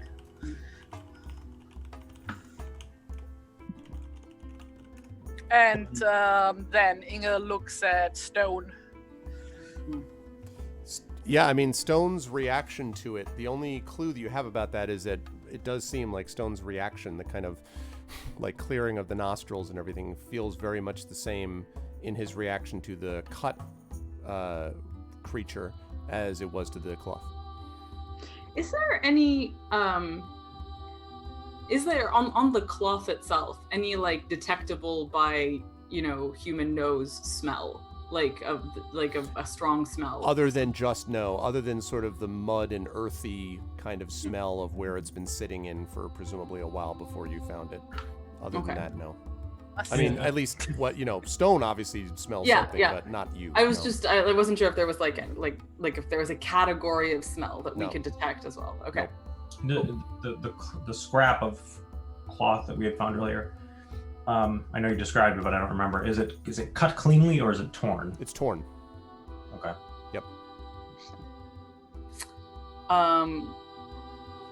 But you don't. I should say it's torn. You don't know if it was torn deliberately. Right. It doesn't look like it was. It's kind of like not. It's the edges are jagged. Like it doesn't look like someone was trying to carefully tear it, but it could have been they were just tearing it off themselves, or whatever. Yeah. And does it look? I just asked. Can I see it? The scrap of cloth. Do we have it out already? Okay. There it is. Does it look like the edges were weathered such that it tore off very easily, or the edges are actually fairly intact so that it was torn with force? Make an investigation check for me, please. Okay. Intelligence. With a 13 intelligence, that's +2 if I remember right. So it would be 14. Oh, 14. Oh, and Arudinel has inspired Bolibras, so you have the ability, if you wish, you can save it. You don't have to use it on this one. It only lasts to the end of the month, so you could save it. Also, or you could use it. I want to make sure that we're like remembering to add all the stuff that Bolo would get from his sheet. So it should be like, is there a proficiency bonus to add to this also? I don't think. Well, I guess you're proficient in investigation. I don't remember if Bolo is. We didn't develop it far enough for me to know. I have. Well, yeah, I'm not sure. I don't know how the proficiencies working when you get them, or is that part of the character design? I think you get a certain number of things that you tick off as being things that you're proficient. Is that how it works? I've forgotten. Yeah, whichever things you choose to basically. Right. So you definitely chose to be proficient. You were proficient. Given my my feature, which I won't reveal, right? I would say I would have taken that. Yeah, I think you're right. I think you would have too. And didn't you already reveal that feature, or is that a separate one? Oh, he didn't say it on stream, I think. I think he said it to us outside of it. Oh, okay, never mind. And Rip, in about 3 days, this is our third day of, 4 days because we got cut off by power problems, but in Erebor Adventures. Wilderland was way longer than that, a few years actually, but yeah. So I would say investigation you would be proficient in, which means we're talking 12 plus 2 for the so 14, and then proficiency 3, so 17. So I'll save my inspiration. You're gonna save it? Okay. So I would see, and typically you use it before the roll, but no big deal here. Yeah, sure. So in this particular case, all right, sounds good, man. Be safe. Rip and the Goon has been around for many, many years. That's cool, and he stops in every so often. I'm glad to hear you're doing well, Rip. So as you kind of look at the edge of it, it looks as if this was torn off by force. The problem is you don't know what the force is. Like, it could have been that it got stuck and someone ripped it out, because it was stuck in a rock or, something. It could have been that there was a struggle and someone ripped it off. It could have been that it just touched the wood, like got stuck on a stick, and as they were going got pulled off. So it definitely looks like it was strong enough to. Oh, thank you for the sub, Rip and the Goon. I appreciate that, man. Thank you so much. I appreciate the sub. Thank you. But it looks like it would have been strong enough to hold up to just sort of normal wear. So yeah. But that's what I would say about the edges. It doesn't look so fragile that it would have just torn off in a stiff breeze, if you follow what I mean. Right. Okay. But the edges were definitely ripped, not cut.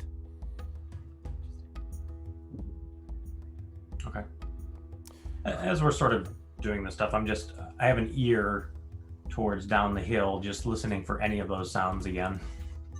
Okay. You do not hear any of the sounds for right now. Okay. And I guess depending, because you're back up at the camp, so you don't hear the trickling either. Yeah. Okay. So it's what, like 3 a.m. right Yep. now? That's right. All right, well, I think the rest of you should get some sleep. It's my time for taking the watch anyway. And we know a little more than we knew before we stopped here. So that's good. But Bolo, if you're going to walk with us, if you're going to be with us on these journeys, we all need to be on the same page. And I did say how watches worked. Yes, you did, and I'll be sure to let everybody know if something happens like that again. Immediately. Not when you think it's all right to. If there's something and you hear something, you need to wake us right away. I promise. All right. That is a promise that I will hold you to. All right, of course. Get some sleep. Stone and I are up. All right. Okay. So I try to sleep, but I'm all excited. Sorry, say it again. I'm sorry. I said I try to sleep, but I'm all excited. But I'm all can't. excited, so I fail. Yes. That's not my ability to sleep. So I'll be exhausted by the end of the next day. Exactly. You're like, damn it. This is a good chance to welcome everybody. Good turnout today, by the way. We have 32 people here. Welcome to day 4 of Adventures of Middle-earth, Erebor Adventures. I am joined, as always, by the able crew of Trendane Sparks, Brad Bollier, Terry Tunes, and Amal El-Matar at the bottom of the screen, but not the bottom of our hearts. I hope everyone is doing well and is enjoying this. If you are, please follow the channel and check out our YouTube as well, where you can see more of these and past broadcasts of these streams also. Your watch river passes more or less uneventfully. As you are sort of, you're certainly hyper alert for things, but you don't hear any scratching sound or any return to anything. And in fact, the sky itself, you do occasionally hear a bird crying in the distance. As we get closer to morning, I should say, you hear the sound of birds begin as dawn approaches, but you don't hear anything else. You do notice that the weather itself is starting to get here a little bit. This was the end of the summer, basically, so you're actually not too far from where we are now. We have a couple weeks. We're not right at the end of summer yet, but it's in that general sort of late August period, so you can hear some, kind of insects kind of chirping somewhere in the grasses on occasion and so forth. But the land itself around you has kind of a feeling of anticipation, I guess might be the way to put it. There's the slightest of breezes, and it almost feels, as you're sort of sitting there kind of petting stone on occasion, I imagine, it almost feels a little bit as if you're waiting for something to happen. Maybe it's just the little bit of humidity in the air that you can kind of feel in the morning as the sun begins to come up. But it definitely senses that. However, you don't feel or see or smell or hear anything specific beyond. I love how much today has been like Kate Bush songs, because like running up that hill, Hounds of Love, and then also like I don't know when, but just know that something good is gonna happen. Yep. Saying it could even make it happen. Yep. Anyway. And then Bolo, don't give up. Still I have breaths. Anyway, so the next morning dawns, and as you set out again, I'm going to ask the scouts, hunters, by which I mean Tani and Bolo, to make their checks again. It's very hazy as the sun begins to rise, so humid, uncomfortable, probably like high 80s Fahrenheit with 100% humidity type of thing. Not that bad, but so yeah. What is it? It's investigation. You have a choice of either investigation or survival. So I think for you it'd be investigation. Tani, was that 3? 2? Okay. Which ones? The first 2 or the last 2? First 2? Okay. I clicked too fast. Okay, that's fine. All right. Well, that second one is not so hot. The first one, however, definitely is. From Bolo. Towards the end of the second day, so probably not quite that one. Go you ahead. added 5. Never mind. Sorry. Never Yep. mind. Okay, So cool. probably like early, I would say probably early afternoon. So not as late as last night. You find a couple more areas where the grass is kind of smooth out a little bit. And there are a couple of places, unquestionably, Bolo finds one and then Tani finds one, where the grass has been tramped down as if by heavy boots. Now, when you find this, you sort of notice the tramped down grass and you're kind of like, okay, there's clearly people that have been here, creatures that have been here. Bolo, what you notice is that these boots are heavy. Like they are not just, smaller boots. They're decent sized and they're heavy sized. Heavy because of the way how far down they are in the mud and how much the grass is tramped down around them. I'm sorry, guys. I wanted to just I need to say this out loud so that I can remember and so that you can all help me remember. Stone does get advantage on on perception checks that rely on hearing and smell. So he actually should have, like when he did that roll for the perception, he should have had 22, not 8. And it's just because it's usually so long in between these rolls that I keep not seeing this on his sheet. So just for the avoidance of doubt, let's moving remember forward, that he has those. Okay. he has keen hearing and smell, which means the hound has advantage on wisdom in parentheses perception ability checks that rely on hearing and smell, and in addition to the investigate as support action. Okay. And stuff. And that would have affected hearing for sure. Okay, we'll keep that in mind for next time. Okay. Yeah, definitely, Ripon. Please do share this stream out on the social networks. I'd appreciate that very much. Thank you. Never. Don't tell anybody. Okay, keep it secret. Keep it safe. All right. So, yeah. So you definitely find these boots, and the path itself that they're taking. You actually do begin to see where the tramped down grass is a little more obvious. It's leading roughly in a, again, southeasterly direction. And as you pointed out, presuming that you both point this out to the rest of the party, Inga, you know that the section that you're headed to, which is probably down here-ish, so kind of almost paralleling the haven over to the east as you continue to go southeast-ish, that you are heading towards an area which is kind of a mire/swampy heath. It's not the nicest part of the upper marches, basically, where this is headed to. All right, everybody, prepare yourselves to get even muddier. And watch your steps. You might otherwise sink into a water hole. Yep. Does Bolo know the makeup of the bandits, or do we know in general the makeup of the bandits that we're tracking? No, the only sort of clue you would know is that you caught sort of I forget if it was Tani that was watching, but one of you actually saw these bandits when they attacked Kelda just through the crowd. You could sort of see a little bit of them. They were, one of them was kind of tall, dark hair, grim of face, weathered, maybe a little bit scarred even, definitely like... I think Tani did. Yeah, and so Tani definitely would know that. I assume Tani would have shared that with at least Inga and the River. I don't know if he would have shared it with Bolo unless Bolo asked, but if Bolo asks, then it's up to Tani if he wants to share it. But that's what you would know. Otherwise, you wouldn't know for sure. Although Bolo, I'm sure you have definitely heard stories about bandits. I mean, you know what sure.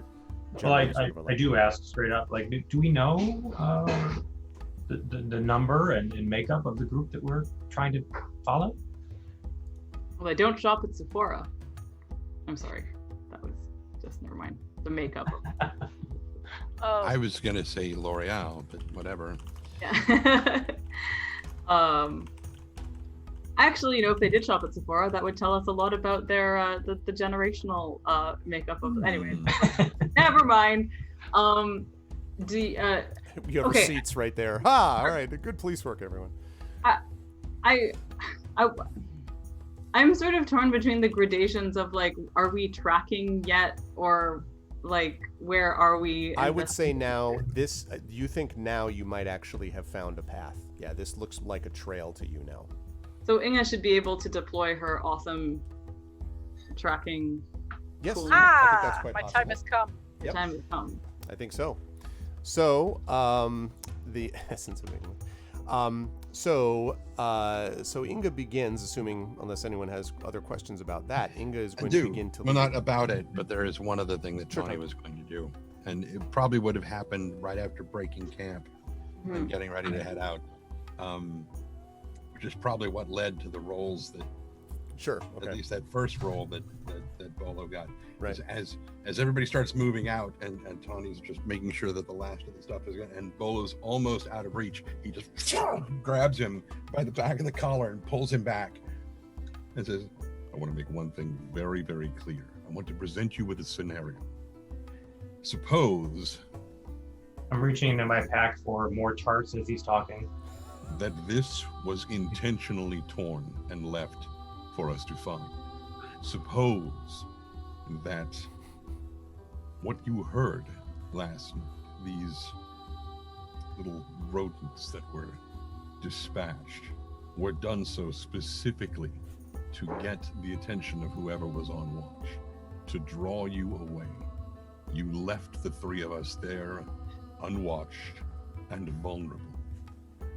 Do not do it again. Okay, I won't. I promise. I feel like an intimidation. I don't know. I feel like there was because I'm also playing in a Monster Hearts game at the moment, which is a very, very different game. But a thing that often happens in that game is I feel like this was a roll, and so on. And I don't know. I feel like that was an intimidation check. I would normally do that if I felt like Bolo was It was resisting being necessary. intimidated. I think Bolo was more or less like, sure, sounds good. I won't do that again. So pretty much, unless no, you will tell me how much you're terrible. Like I mean, He I guess if already you wanna said he push was that. going to hold him to that promise. So, It's true. It's true. It's all good. so yeah, that was. I also like the idea, by the way, that you continue to pull forth blueberry tarts despite the fact no one sees you making these, but they just like somehow miraculously continue to appear. Like, I have raspberry. Where are you getting raspberries in the middle of this? Like, oh no. it's- Oh, I had a character like that once who could just conjure like a nail file from anywhere so that you could like smugly do her nails in front of people. Mhm, Pick Always. locks. Yeah. Well, So never came to that, but sure. Before we head out, I do want to get a sense of how many different prints there are in this immediate area, because we may be following a few that are going towards many, but I want to know what the few look like right now. right, I would say that the ones that are they're confused and not I mean, like you finally found something that at least you can track at all. Yeah. It's definitely more than one because you find a couple of differently shaped ones, slightly differently shaped boots. One which is slightly smaller than the others. It can't be a lot, or at least you don't think so. Yeah. 2 I think or I 3, it could be 4 maybe, but yeah. But Inga can tell us, right? Like, And Inga would probably get a pretty good sense of it. Yeah, hello. didn't your thing say you can tell the size and number of a party and so on? Exact number, even. Exact number. I would say now that you found the track, you would say that you're. By the way, what does Stone look like? Oh, Stone. Wait, there is a picture. I will put it in the Discord chat. He is taller than you, for sure. Mhm. Yeah, he is like pony sized. He's big. He's like an Irish wolfhound. In fact, some I'll ways. put up on the stream. I'll put up the. crew. Wait, I'm gonna be fast. Were it not for the dog-shaped rib cage, you could probably ride him comfortably. Yeah, But you can actually dog-shaped. see this. I don't know if you've got the stream up, Brad, but you can actually see on the Twitch stream. I just put up what the party, which now has to have one party member replaced there, looks like. But it kind of gives you scale of each of the players. I'll see if I can That's Stone. put in Discord. Okay. Yeah, good. Okay. Also, so yeah. these are all to scale. Just saying. Yeah. So these are so almost certainly, Inga, you're dealing with 3 or 4, but there's one. The reason that you're a little bit uncertain is that it seems like there are maybe around 4 different sets of prints, so you would guess 4, but one of the sets of prints keeps disappearing. Like as you track this thing, and it takes several miles of tracking, and you're following this path. Sometimes you find this 4th set of prints, and sometimes you don't, and you don't understand why. The other 3 are fairly discernible, although it's confused or whatever, but you manage to kind of isolate it enough that you can see those 3. But the 4th one keeps showing up every so often and then not showing up. Hey, Tony, you know animals quite well, don't you? Yeah, do you know any, like, bats that wear boots? Bats that wear boots? Bat boots. Because one of these, like, keeps disappearing, and I have the feeling they might be able to fly, so... Could not one of the others just be carrying them? Right. Does when the 4th set of tracks disappears, does one of the other 3 get deeper? Could they possibly have a hostage with them, for that matter? Possibly, but it's not the same. It's not the same one all the time, and it's hard to tell because sometimes it seems to sink in, also based on the mud. Inga's able to determine, quite a bit from her knowledge and based upon everyone having found the path, but it's a little hard to tell whether or not it's weighed down enough, with heaviness or not.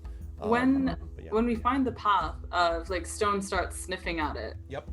Does he have the same reaction that he had to the cloth with like all of the steps, or with one set of them in particular? No, you don't. You can't. No, he seems to have a similar reaction to all of them. Okay. All right. So the path takes an easterly, as I said, southeasterly course. And don't say easterly. You make your way across the open countryside for several miles, and then the trail starts to lead you. So it started southeast, and now it's going more south. And within a few miles after that, so probably now we're heading into maybe 4 in the afternoon. The sun is beginning to set in the west, and very early beginning to set, I guess, but it is late summer. Into a desolate and miry heath, and this is the part that I warned you, Inga, you knew was coming. The eastern side of this area that you're entering is walled by a rampart of crags, so kind of these higher cliffs, essentially, as the rest of the land descends. So you've got this sort of miry, almost boggy area that you're entering, and the eastern side of it has these crags that kind of block off the eastern view. Again, I don't want to overstate this. These are not massive mountains, but they definitely obscure your vision to the east as the tracks continue to go further south. And pretty soon the tracks come right along a gurgling stream, and the stream, continues to kind of bubble and gurgle until it becomes lost into a wet bog. And dry reeds rise among these wide fens and mires, and as you get to the afternoon, the late afternoon, early evening, 5-ish or so, 5 o'clock, there is a thick mist that is lying in these heavy banks, unmoving in the windless hours that precede the setting of the sun. This is really almost an extension, Inga, of the long marches which are to your west, and they're a good distance to your west. But if we put you now about, let's say, whoops, I almost moved the Haven at Midway. I don't want to move the Haven at Midway. I just want to move you. You're totally moving there. Yeah, You bad. are. Yeah, my bad. All right, there we go. So as you're down sort of around here, it's sort of the long marches extension kind of to the west. And as you're marching across this marshy terrain, it is, again, uncomfortable, but you're now clearly in this boggy area. The good news is the tracks very clearly lead into the bog. The bad news is that once they lead into this bog, and we're dealing not just with sort of muddiness, but actual marshiness, you lose those tracks. They seem to essentially vanish. Not because the creatures have been taken away, but because it's just so far into the bog and muck that the water has long since covered them. So in other words, you're in the right area, but you got to find it again. So it's now at about, as I say, 5 or 6 o'clock. So the question I have for you, you still have a couple of hours of usable light yet. Does the party, after their traveling day, do you want to set up camp, start early in the morning to start searching around? Or do you want to try to push on through the marsh before setting camp? I'm asking only because this is not fun travel right about here. And so it's up to you. Also, last point, it's actually not as hot as you might expect, but it's extremely humid here. So it's like you just feel like you're soaking even the parts of you that are not slogging through this mush. Hey, is there any reed mace around? There probably could be some reed mace if you're willing to dig into the sulfurous ooze of the bog and mud. You might be able to find some. It's sulfurous so ooze? it actually like reeks of sulfur. Only I was being a little bit facetious. Okay. There's just a tiny scent of I was like, sulfur, but what kind of swamps do you guys have in the Yeah, US that exactly. stink of sulfur? Jesus. Yeah. Christ. No, Like, listen, I mean, you you gotta need to go. be worried about lighting matches. I was gonna say, you go to like Yosemite and you're talking about some of the which for the record is pronounced Yosemite, not Yosemite, like a certain world leader of ours decided to mispronounce it anyway. But yeah, Oh, Yosemite's got that's these what the bogs Looney and stuff Tunes like that. character is named after. Yes, that's right. Yeah. Oh, so That's that's I thought always that was just like random gibberish, but okay, go Nope, on. that's actually Sorry. Yosemite. Yeah. So yeah. Anyway, so those bogs. No, there's a very faint odor, but it's not, it's not extreme. You say it's really humid, Very humid, yeah. which means that Inge's beard is just. She wears it in Yeah. braids. Frizz, yeah, like exactly. She wears the- it in braids. All But is fine. the tips are just big puff balls at the end of the. Yeah, River's hair, which is in braids, also is totes frizzy. Well, I mean, we are all like non-elves in Middle Earth. Our hair is frizzy like always. That's like the requirement. So I find myself wondering if there is this mild sulfurous smell, like, is that the thing that that Stone was reacting to? No, he doesn't seem to be reacting to that. There seems to be something more specific, because he's been in sulfurous areas before. And this is faint. This is not like the Dwemerhorn in some ways was worse, although, yeah. But Tran, please share with the class. what is that? Oh man, Doritos! Oh, no more. So The I- last tracks we had, how old were they? They looked as if they had been here maybe a day ahead of you. Okay, so chances of us catching them. Within a day, I should say. So it's not like the last hour, but Yeah, but like chances of us catching them today before nightfall unlikely. are slim. So Inge is gonna suggest we make camp. Well, can Stone continue to find the scent even as the tracks are not evident? Stone is struggling. He clearly, his reaction clearly proves that like somewhere around, like you're on the right track, if you will, pardon the pun, somewhere in here. But he's having a hard time tracking out anything specific because the water is too high. I mean, he can obviously traverse it okay, although it's squishy and uncomfortable. But it's just the tracks are not. I mean, like now you just see these little reeds kind of poking up above the water. There are these kind of hillocks and tussocks, but the trampled down area is not nearly as easy to find now, if at all. And the scent may have been broken by the fact that the water is here. Also, you think the rains of the last few days may have swelled this bog a little bit too. So yeah. So if we press on, we're gonna cross the bog? Yeah, Or are this we... is late. You're in the bog right now. You'd have to continue into it. Yes. Right. And you probably, you might be able to get another check-in if you spent the next couple hours doing so before it gets completely dark, because you have, a couple of hours of usable light. And okay, and then I mean, that's the thing. It's like, are we in a kind of race with whoever we're tracking? Is the question. To like, is it worth it to press on for another couple of hours before making camp, or to pause here? I guess it's also a question of like, how clear do we want to make it to whoever it is that we're following them? I don't know. Well, do we know the land well enough to know if there is actual campable land beyond this point? Inga should know. Yeah. There are several places that are dry enough, he said, ... that you could probably make camp without sinking into the water. Yes, there are places where you could do that, but it's gonna suck wherever you camp. Like pretty much, it's all not great. But yes, there are places where you could camp. The good news is that it's going to be hard for anything to sneak up on you because they're going to make all kinds of noise squishing through, the mud around you. But yeah. No, we should camp here for now, and like until night falls, we can like scout the immediate area and see if we find anything.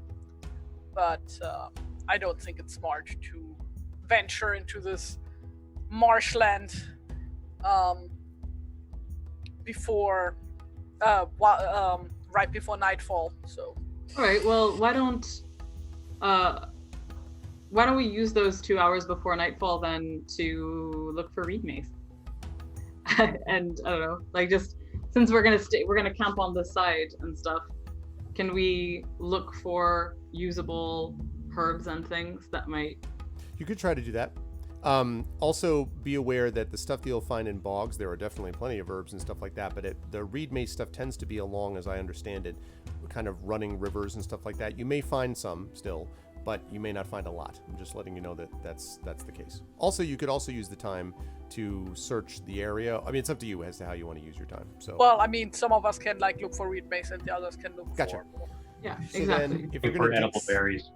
yes. So then what I would say is I will allow the scouts or hunters to make one of their checks. Whoever does that, whoever scouts out the area, can make one of these checks that I've been having you do periodically. The others I can have make separate checks for what they are looking for. So Tani / Bolo, if one of you or both want to do the scouting while Inga and River look for the other things, you could do that. Or if you want Bolo to do it and Tani, you look for reed mace or whatever. Like, it's however you want to address it. I think at the first mention of looking for reed mace, Tawny would have questioned the reason why, because he's stocked up on all of that. Oh, does he have some? Then never Yeah, mind. he I thought has it was like a rarity. I keep bringing No, it It up was because before. we didn't have any, and It's we true. so badly wanted it. No, he's stocked up on everything.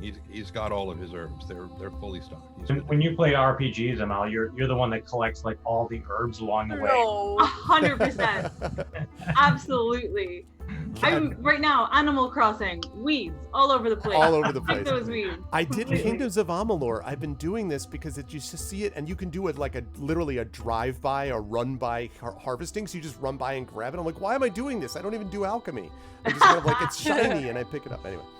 So anyway, like, I will withdraw the reed mace comment if we don't actually need it. What was the herb that, like, when you smoke it, takes shadow points away? Weed. No, you just think that takes shadow points. You just don't care about shadow. You're like, whatever, man. Like, shadow. Shadow's hilarious. It wasn't like King's Foil, was it? No. King's Fall. It grows everywhere. Oh, it's a weed. A weed is simply a plant that is not where it's supposed to be. Mhm. A sequoia can be a weed if it's where it's not supposed to be. True. According to some people, entire 1,000-year-old trees can be weeds, apparently, Mhm. then. Yeah, Just like fun. because they're idiots. It might be King's Cup, but I don't remember right now. Okay. It is not hagweed. It is not hagweed. Isn't it? Wait, isn't it hagweed? It might be, actually. I think it is hagweed. No, it is hagweed because Yes, it is. Yes. That's because when we met we didn't meet them, we dodged them, the river hags, and I was like, but there's hagweed there, and Right. that was the big. Yeah. Okay. Sorry. It was hagweed. Mm-hmm. Anyway, so yeah, if you want to, I mean, if you don't have hagweed and wanted to look for hagweed, that would be a thing. I can imagine, maybe.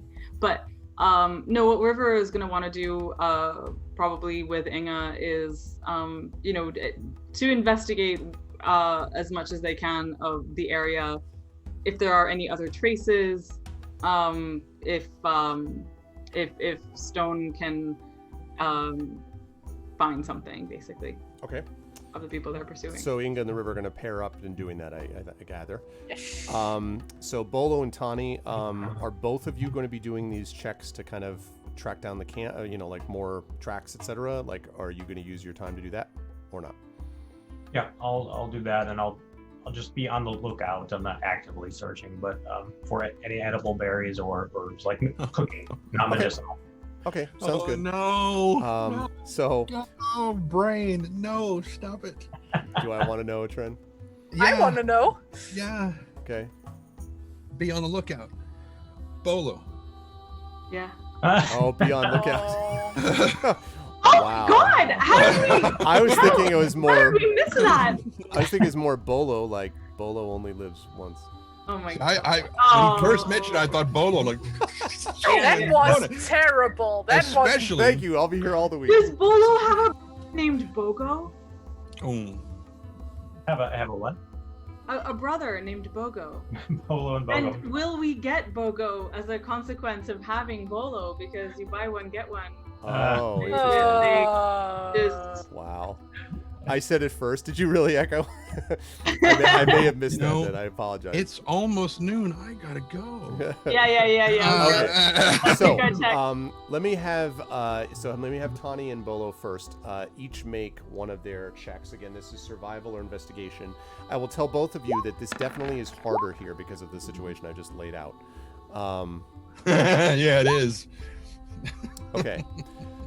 So, Tani, you, as you're kind of looking around, you're like kind of frustrated with, everything. And the one thing I'll say about this as you're kind of looking through is that it strikes you that they would have had to move.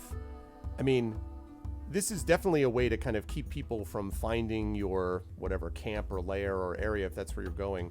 But it sure doesn't prevent, at least from this side, quick exit. I mean, it's not easy to just like, we can escape quickly. And your experience in dealing with bandits before, for example, previously when you dealt with the bandits to the south and all those, that they had ways to get out of places quickly. And it seems like this would not be easy to do that. I mean, that's just sort of a general observation as you're looking around. Again, from this side of the area. Bolo, you almost think that you haven't found anything, but you do find one area that is kind of one of those higher tussocks that's kind of above the level of the water, which does look as if it has been slightly almost split in the middle, by which I mean something heavy has stood on top of and has tried to push off of it, almost is what it looks like. And the tussock is kind of misshapen, as if basically, because it was kind of a dirt muddish type of thing, and it feels like it was almost smushed a bit by whatever this was trying to push off of it. Now, that could have been a creature, but it's a very, like, one half of it is misshapen, as if like the bottom of, let's say, a boot or a shoe was the thing that was pushing off of it. Okay. Yeah. Well, I will let everyone know. Just, look what I found. This is odd, isn't it? And I would say Tani would be the one who would see that because Inga and the River are working on their thing. Oh, right. Haha. I like this buddy comedy very, very much. This is good.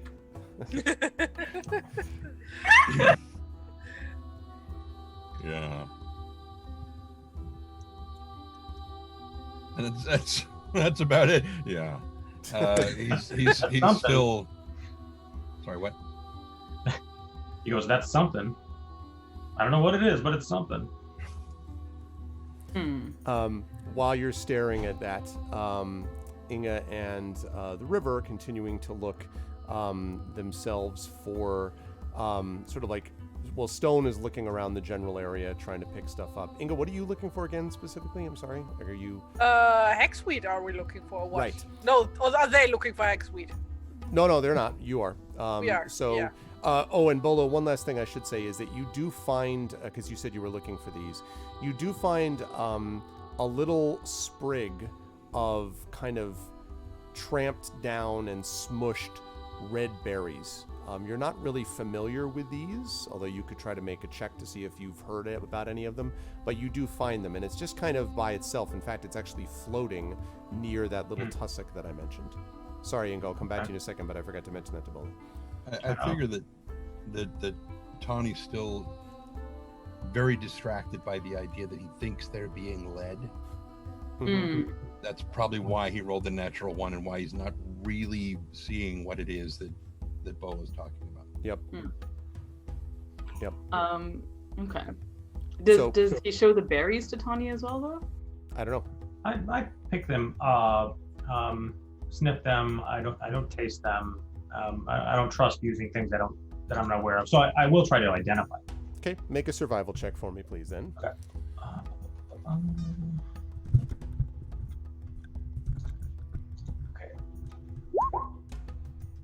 Okay.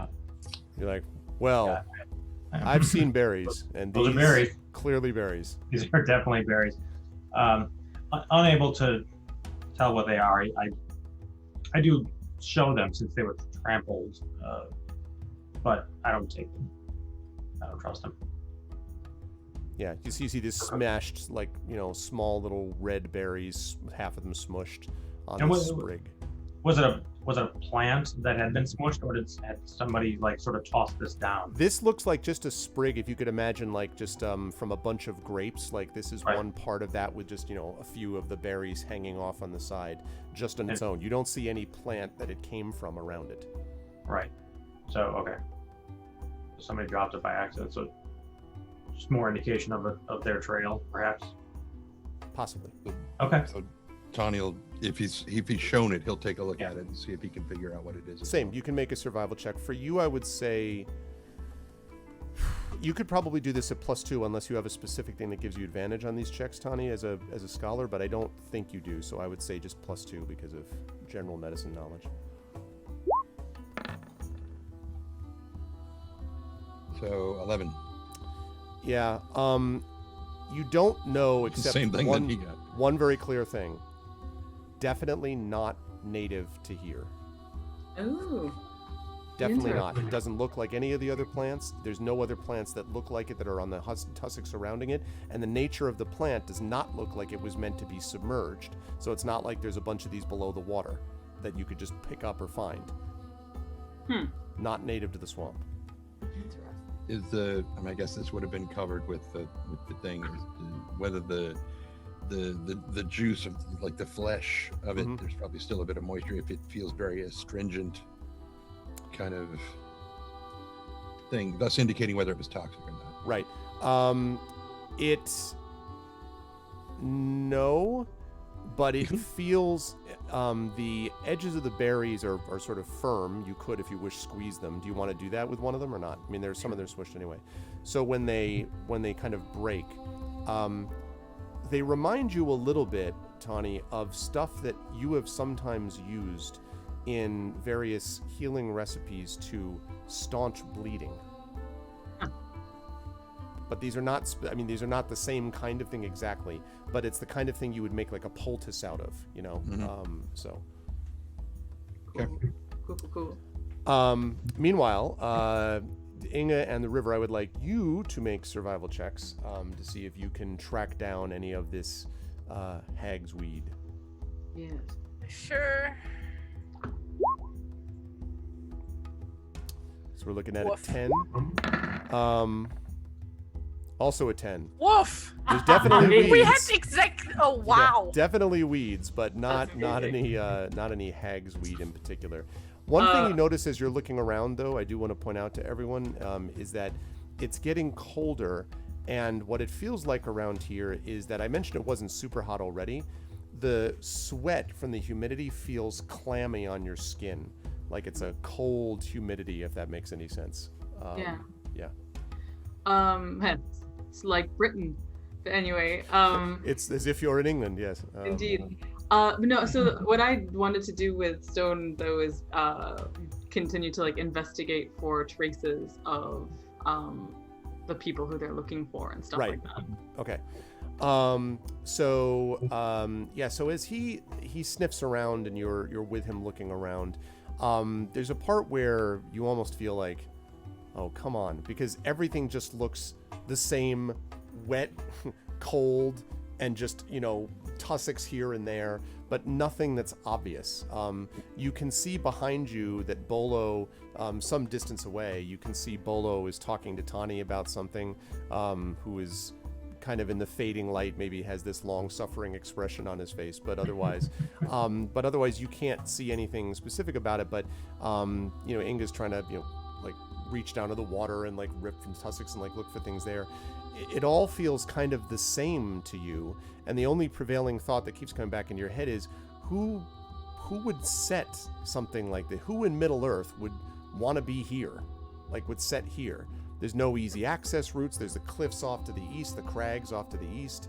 There's, if you go to the west, you just keep getting more and more marshy. Why would anyone be here?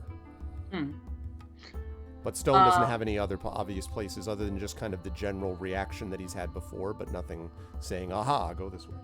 Okay. And there are no so I didn't make an investigation check yet, but should I for... I mean, you could, but it's not, there's nothing specific here. Okay. In that case, when River rejoins like Tawny and Bolo to be like, have you found anything? Can she also see the berries? Sure, unless they're being, absolutely. I want to know if, because I'm curious as to whether or not there's something that River would have encountered from where she is, for instance, from Rosgobel or Mirkwood or something. These don't look familiar to her from plants that she's encountered before, at least upon, first glance. They're kind of a, strange bright red and small berry on this sprig. And there's only a couple that are intact now because a bunch are smushed. Inga also would like to try and identify these. Okay. And, go ahead and make a survival check for me, Inga. River, you can try this, but again, I don't know that you're going to know specifically. I'll come back to that. River, Is it? Wait, let me double check. Does Stone have any kind of reaction to the smell of them? No. Doesn't seem very interested. I'll He consumes it whole. Like, no! No! Raisins! Absolutely not. So I'll have River make a survival check, but actually, the thing that might make more sense for her is if they are mentioned in song or something like that, that would probably be more her wheelhouse. It's a 16, not a 17. I only get the advantage on survival checks under very specific circumstances. So. Okay, so it's a 16. Yeah. These, you are not familiar with these, certainly in many of the lands that you've wandered in before, except that you would concur with Tani that these are not native to this swamp, for sure. I will give you a chance to make I'll let you make a lore check for this, River, but I'm going to give this a disadvantage. The fact that you're getting a check at all is testament to your, knowledge of song and so forth, but this is kind of a stretch, so...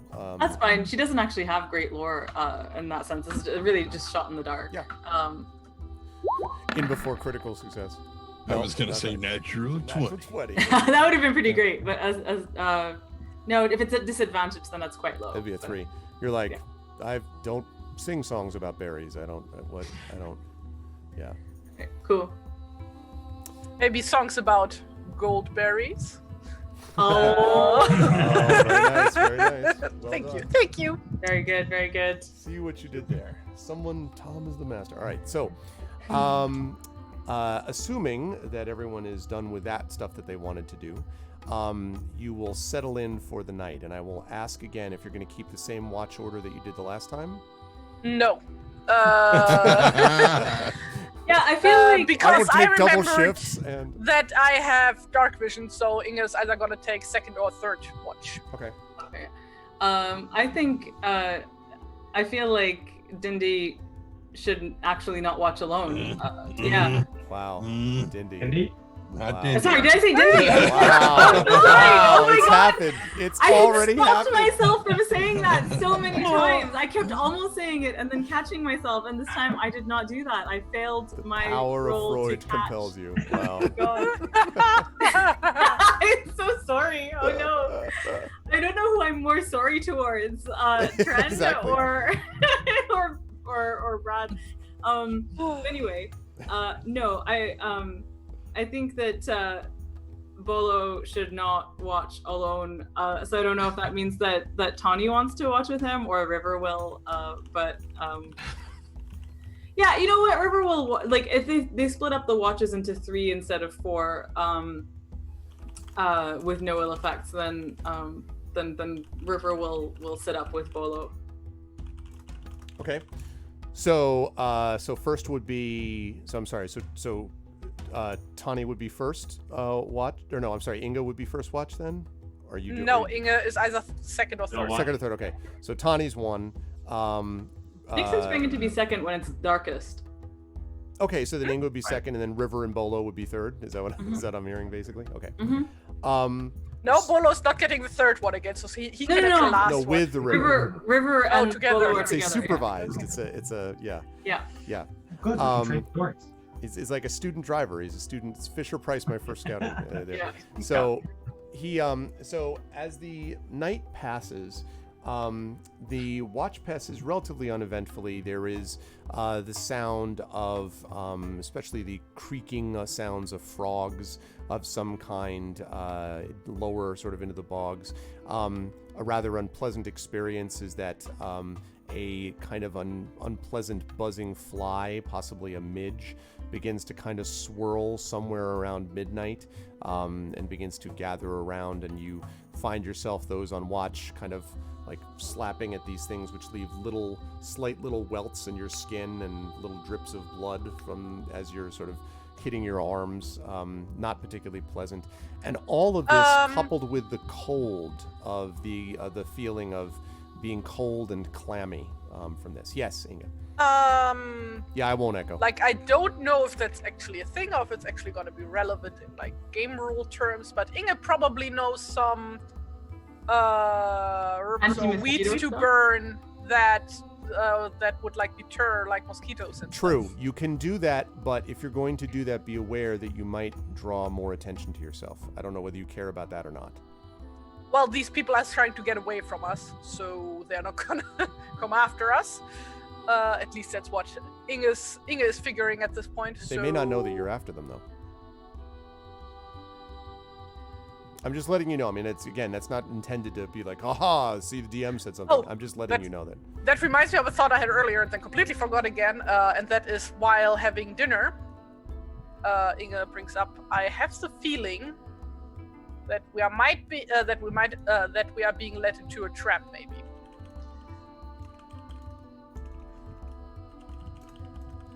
Why do you think that? Because there is nothing out here. Huh. Do you think it's possible we are being led away from Dale for some specific purpose? Maybe. I mean, the problem is, yeah, kind of is a problem in this case, that we are kind of well known at this point. So I don't think it is out of the question for somebody to specifically target us. Like, I'm not saying that I think it's likely that this is what's happening here, but just like, it's possible. Yeah. The scrap of cloth was torn forcibly, so it might have been laid for us. And this twig here doesn't bode well either. All right. Strange cut animal with a certain scent.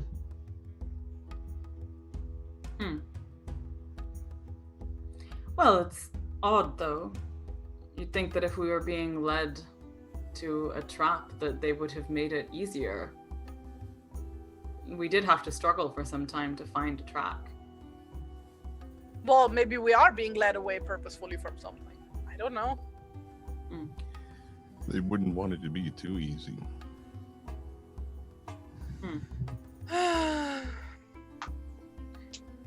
It is strange that Robar was called away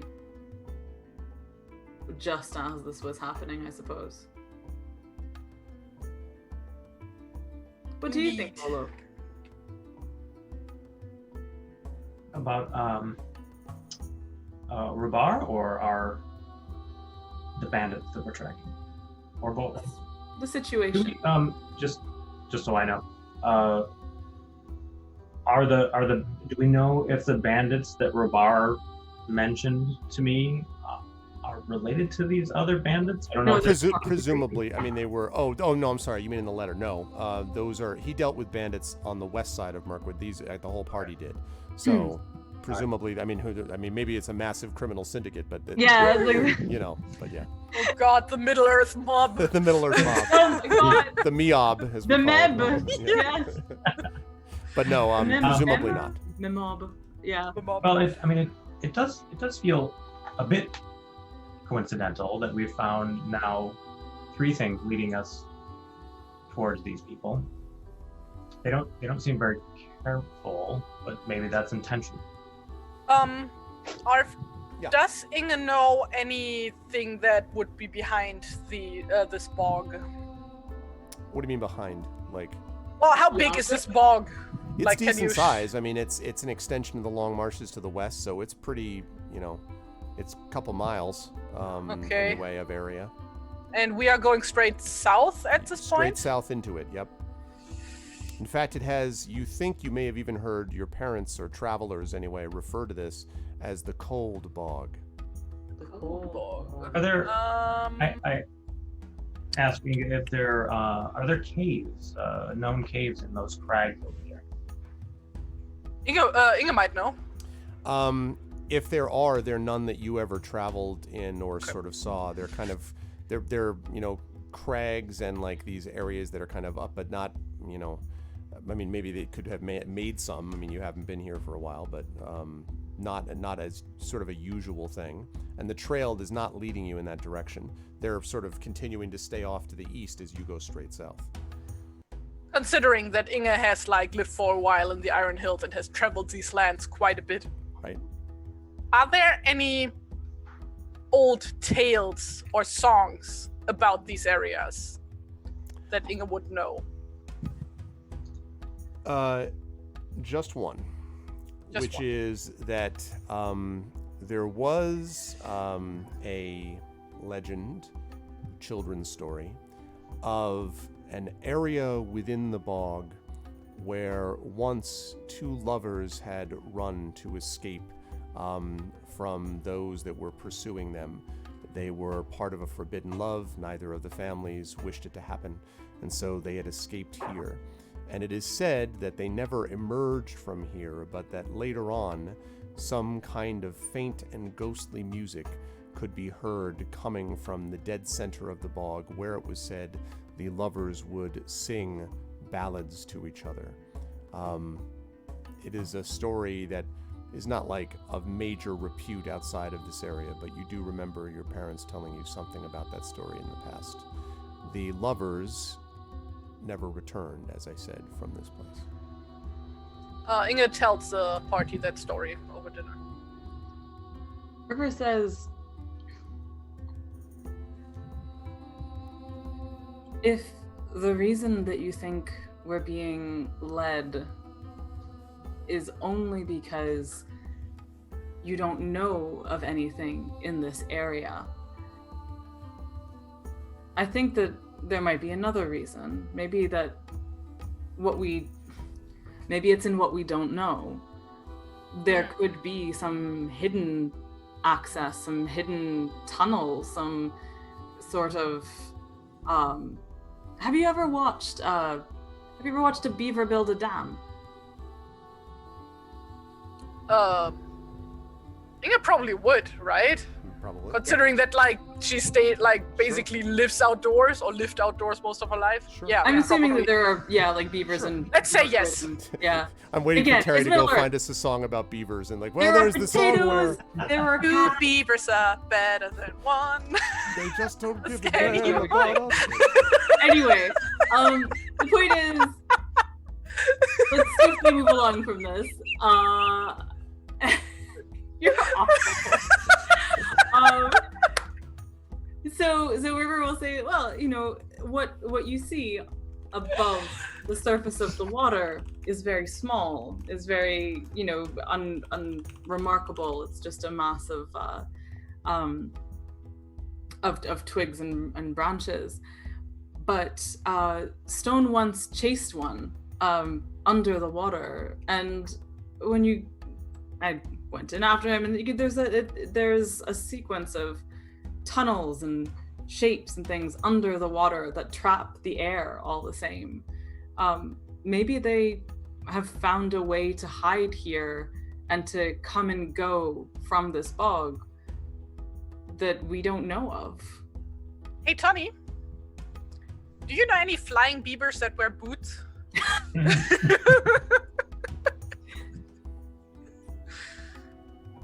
Do you remember when, after the fight, Lightning? Wow. Oh god. Finally a storm! Oh my god, the Oh yeah, air is gonna finally. cool Yeah, down. that boy. We haven't had enough of them lately. Storms, really. No, actually, we haven't. Mhm. Oh. Ooh! Heard Did that. you guys see that? That was amazing. And her. Continued trend before we lose Terry to the lightning. I really love the fact that we're like around a campfire. It's Yeah. perfect. No, I mean it's straight up awesome. Yeah, yeah. The fight after the fight of the gloomy fold. I was so tired. I saw a great many things. But no.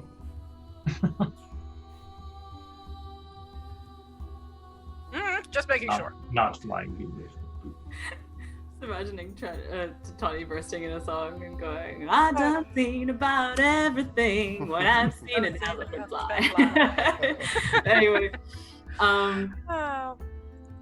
Anyway, like River basically says, whether this is a trap or whether we're just pursuing bandits into something that we don't know, our course is still the same. We've been ambushed before. We've been through so much before. And whatever this is, we'll face it. We'll confront it. And now you have me. So River does not burst out laughing, but her jaw twitches a little. And she says, that certainly is one difference. And thank you for reminding us that not only do we lack Robar, but that we also have you. That's true. And as you sit there thinking about this, Bolo, you have just the faintest reminder as you hear the trickling, burbling, this time definitely bubbling and gurgling of the water around you.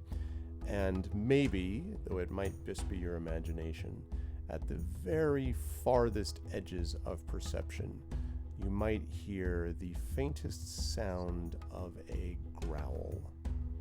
And that is where we will bring our session to a close. Like, I don't know if you can hear that, but like Yeah, when you where's the said lightning? growl, the thunder started rumbling in the No, background. I talked to the light. I asked production to just like cue that so they could do that. So that was, Yeah. that was Nice. that was how we roll. That's some of that sweet affiliate money, people, that we're able to do.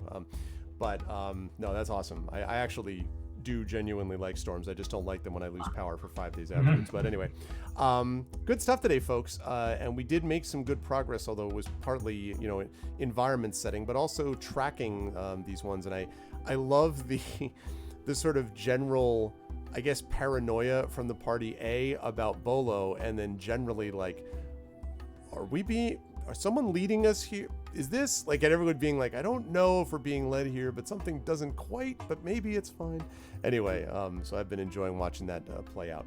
I will start as per usual in the bottom and work upwards. Amal, really fun stuff today, and I was enjoying also the experience of you kind of like, why did you leave the camp? And they're just sort of like, what's going on? And being like, almost like, all right, here's some things you need to know about adventuring, subtext. Please go back to the camp. That sort of thing. But it was fun sort of watching that play out. How did you feel about today? And before next week, where will the lovely folks see you here, there, and everywhere in the internet? I am extremely enjoying this is a totally new interpersonal character dynamic for the group. Like, we have been for literally 2 years, like in a quite, I think, serious mode of like supporting each other really tightly, and there being a lot of like grief and intensity and sadness and fellowship and stuff, right? Robot was just a straight up emo, so Yeah, exactly. We'll get back there. Yeah. Also, I was gonna say, Tari, that it is raining here too, and also probably about to thunderstorm. So yes, solidarity on the storm front. Sorry, Tren, who is not even in his chair to actually. Storm front. Okay, no, but it's not. Can we not? No. But anyway, so I'm really enjoying the like total change that is happening with, you know, specific. I mean, with this type of character, but also just with like the general like difference of Bolo, like being like the anti-Robar in some ways, is really interesting. So I'm really enjoying like Tawny's irritation, and River is like, what even is your deal? And like just but also like really enjoying River having to kind of reassess that, you know, and being like, no, wait, he did actually find something interesting and notable. Yes, he did. Okay, I'm not going to totally dismiss you out of hand and stuff. But like there is no reason for the party to see Bolo as part of the party yet, as opposed to just a hanger on, right? So I'm also just kind of enjoying that. And I think that's really cool. I am slightly annoyed and frustrated at like not having my character sheets like at the tip of my fingers, to the point where it'd be like, no, this thing should, you know, these advantages and whatever should be placed here. Because I feel like that happens a lot. Yeah. And I'm just like, and it's always like a retrospective thing of like, oh, but wait, everything would actually have been different potentially if this mechanic were remembered or whatever. But you know, that's just what although happened. in that particular case, that wouldn't have been that. I mean, that wouldn't have made a huge difference. But I mean, yes. But having said that, yeah. Unfortunately, that, you know, I need to put more of that on the players, unfortunately, because I can't. You know, no, exactly. I mean, this is what I'm saying. Yeah. Is that like this is just what happens when, for various reasons, like it, you know, sometimes like if it's a month between sessions and stuff, then next week should be great for that reason, though. Like we'll just had this happen. We'll just so keep it'll be going. But anywho, yeah. So that's but for the most part, I'm really enjoying just the interpersonal conflict that is happening and stuff, and it's really cool. Good stuff. And they will see you before next week. Anywhere you need to say anything about stuff coming on with you for the next week? Actually, yes. I am. I'm interviewing Kevin Hearn on Saturday for the Essence of Wonder podcast. Essence of Wonder cast of something. I think it might be a video thing as well. Just if you want to follow me on Twitter, it's at Tithanai, I'll just put it in the chat. And also subscribe to my newsletter at amal.substack.com, and I will talk there about like any of the public Zoomy appearances and things that I'm doing. But yeah. Awesome. Sounds good. Thank you, Mal. Always a pleasure. And thank you, Ripping. Thank you again for the stream. For the stream. Yeah. I'll thank you for the stream that I did. I was reading your comment. Thank you for the sub. I appreciate it, man. And don't be a stranger. Always a pleasure as well to have Terry now with stormy weather included with us. And yeah, I want to say I was really enjoying, partly this is a credit to how Brad's playing the character, but I also was enjoying the fact that Inga has this similar reaction, which is not as frustrated as Tani, but was kind of like, oh man, but then also is like, well, like again, I can't completely dismiss, because again, Inga remembers the fact that she saw that he was allowing her, it seemed, to see them, or for them to see him. She's aware of that. And it was also cool, separate from the Bolo thing, for Inga to be able to get a chance to kind of use this, because I know this is something that Terry kept trying to use, like, is this a known land? This is a known land. So she's actually been able to gather information and use it, including the story that I mentioned before. So we're getting some information there. Terry, how'd you feel about today? Where will the lovely folks see you before next week? Well, where will people see me? On Twitter, probably, and on Instagram. I've been drawing a lot lately. That's good. Like, filled up so many pages in my sketchbook during the 3 weeks that I was at my boyfriend's, and other than that, yeah, today was fun as always. Ooh.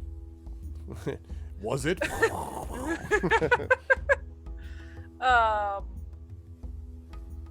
you actually hear the thunder through the? A little bit. Every now and A then. little bit, yeah. Sometimes, yeah. Yeah. Okay, cool. Because it's like really close right now, maybe a kilometer away or something. So that's neat. Yeah. Top. Good Really stuff. glad to have Bolo in the party now. So yeah. And like also like Inge has like a tough time giving hobbits crap, kind of, because like she's a dwarf of the Erebor, like, and Bolo said he knows Bilbo, so Yeah, it's exactly. like There's a kind of whole- right. Yeah.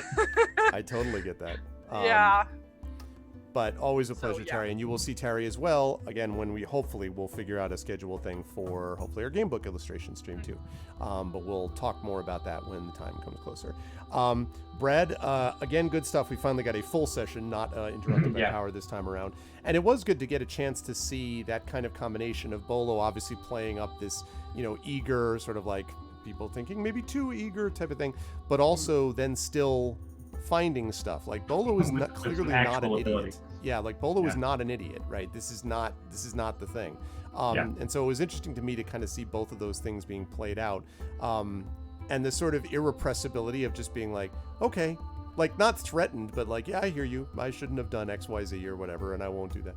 So it was fun kind of watching that play out, and you being one of the people that's triggering finding some of these tracks and so forth. How'd you feel about today? Where will the lovely folks see you, if anywhere, before next week? Yeah, this was a fun session. It's fun getting into the group. I cannot tell anybody at this point whether or not Bolo will actually follow through on the promises that he's made on this particular adventure. I don't know myself, or I'll be interested to see what happens. It probably depends on the situation. So for me, I don't have anything like in the next week, but I will just mention, and maybe one reminder in the coming weeks.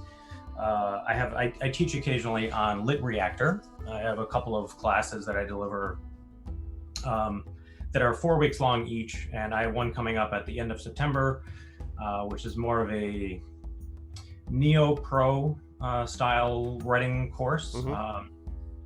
And it's called From Good to Great. And it's meant to be a collection of sort of tips and tricks to elevate writing. It's not really about nuts and bolts so much as taking sort of the skills you have and trying to elevate those a little bit. So you can find that on, it's on Lit Reactor, of course. And if you don't know Lit Reactor, that's just it's an online website that helps facilitate classes about writing. So you can find them at litreactor.com. Been around for a while, I have think, a right? great- Lit Reactor? Been around for Say a again? while. It's been around for a while, I think, right? Lit Reactor. Yeah, I don't know when they started exactly, but yeah, at least a good 6-7 plus years. Yeah, Since I've cool. seen them around. So yeah, they're pretty well established. A lot of different authors have classes, and they range quite a bit from just like a week to multi weeks. So yeah, it's a nice outfit. So yeah, you can check that out. Yeah. Good stuff. Thanks. Thanks, Brad. I'm again very glad that you were able to join us. This is fun. So it's fun to see as Bolo gets fleshed out. That's going to be really enjoyable, I think. And last but certainly not least, the other half of that buddy comedy that we've been talking about. Trying to, as always, it's a great pleasure to watch your play of Tani and to see sort of Tani developing stuff with Bolo. Which, and my sense of it this time too was this kind of like, I mean, of course, there's this sort of Dindy reaction, but in fairness, Tani is kind of a fundamentally fair person. So there's a little bit of sort of the, like he's pushing the same buttons, but you don't know if they're the same buttons exactly. So you're like, which is why even when you kind of grabbed him by the scruff of the neck, it was a little bit like, here's it, not like stop being stupid, but rather like, okay, here's an example of something that in real life could have been an issue that blah, blah, blah, blah. So I thought it was interesting to see how that is going to develop over time. How'd you feel about today? Where will the lovely folks see you before next week here? Yeah, that's kind of what I was shooting for with that particular scene, was if Tani really didn't want, just flat out wanted him gone, he wouldn't have said anything to him. Right. But he's taking the time to try to show him, not as you said, not just simply say, look, you're screwing up, but to explain to him how, to give him a sense of perspective, a framework to think in, of this is the sort of situation where somebody might have drawn you off so that they could just slit our throats in our sleep. And get him to think about it like that, because he definitely recognizes the value of him. He's just annoying as hell right now. And so, Tawny doesn't want to beat the crap out of him. Teach him, just try to get him to, if you're going to be sneaky, shut up about it. And, only comes screaming, oh my God, I found some rats with their heads bitten off. If it's really important, and it's not right now. I'm asleep. But this one was cut. Okay, that's a little more important, but still. Anyway, yeah, I like everybody else, I love the way this is going. I think it's fantastic. Every time something would, that's why I was just like, yes, oh my God, yes. I want to add that, I think, the idea that they let him take a watch in the first place is, to me, testament to the fact that they are in known lands. As far as they're concerned, they are the most dangerous thing for miles around, right? And that even if they're tracking bandits, that they're not at high risk, River 100% expected that she'd be able to wake up if there was danger and stuff like that. And I think that if they had thought that they were in a really dangerous situation, River wouldn't have been like, we're going to entrust our safety to the sleeping, to the hobbit who we don't know or whatever, right? But she figures that it's very low risk, and so when that happens, instead it's like, oh wait, shit, wait. Right, exactly, because finding the shred of cloth was nothing in and of itself. It was okay, this is evidence, but then with the water rodents, suddenly Tawny starts seeing a potential pattern of being led, and it's like, these are being left for us to find. Right. So at that point, now it's like, okay, we need to be more careful now. You don't get to take a watch by yourself, kind of thing. It's like, this requires greater, and so it just plays out beautifully the way it keeps going. I absolutely love it. I love this game. Where will people see me next? Here, amazingly enough, on Saturday. For Curse of Strahd, as D&D, which they're zooming in on a couple. They found out that they have to go deal with something else first before they deal with one other thing, and that one's gonna be awesome. Yet another situation where my character just doesn't like somebody, and it's just, of course, that character is tiny, not Tawny, and different mindset, but similar issues, maybe. Yeah, kind of. But then back here on Tuesday. This was great. Thank you, everybody, so much. Terry is dealing with storm prep, so I will say goodbye on her behalf. But chat, can we get some love? And I'm gonna go to sleep. And you go to sleep. Good work out of chat, by the way, to do today also. So thank you, everybody, for that. And we will see you all back here next week. But can we get some love for our wonderful players, Tren, Brad, Amal, and of course Terry? Thank you so much, everybody, and I will see you, lovely folks, in various places next week. Yes. Bye. Take care. Bye-bye. Bye. Okay, so that is going to be that. It is not quite the end for us, because we do have to do one other thing, which is we have to do the nominations for the Chat Chosen Game of the Month. But yeah, I just, the more that I do, the more that I've played, and I've DM'd thousands of hours of games and GM'd thousands and played thousands, the more I almost sort of have a hard time deciding, and what I'm going to say is going to sound ridiculous for just a moment, that anyone would not think of this as their favorite game. Obviously that's not true. Many people are not, but just to me, I'm just like, it's so good though. It's so much fun. I don't know. anyway, I'm really glad that I have people, friends and people to play it with that feel the same way, and all of you to be able to watch it also, because it makes a big difference. So thanks everybody for that.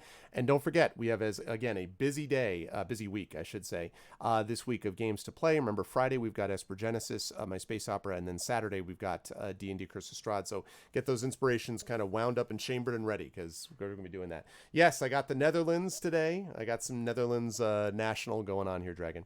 Okay, now with that though, just before we go, and I do have to get on out of here because at 4 o'clock I'm going to be over on GOG. For those of you who missed the announcement, D&D with GOG is pushed back to next week because of lack of internet with Mike Screaming Joypad. So we will have that next week. So today I'm going to be doing The Witcher 3 Wild Hunt. So what I would love to do first is make sure that I get this nomination thing going. So let me fire up our bot. The Road Trip Arsenal one was meh.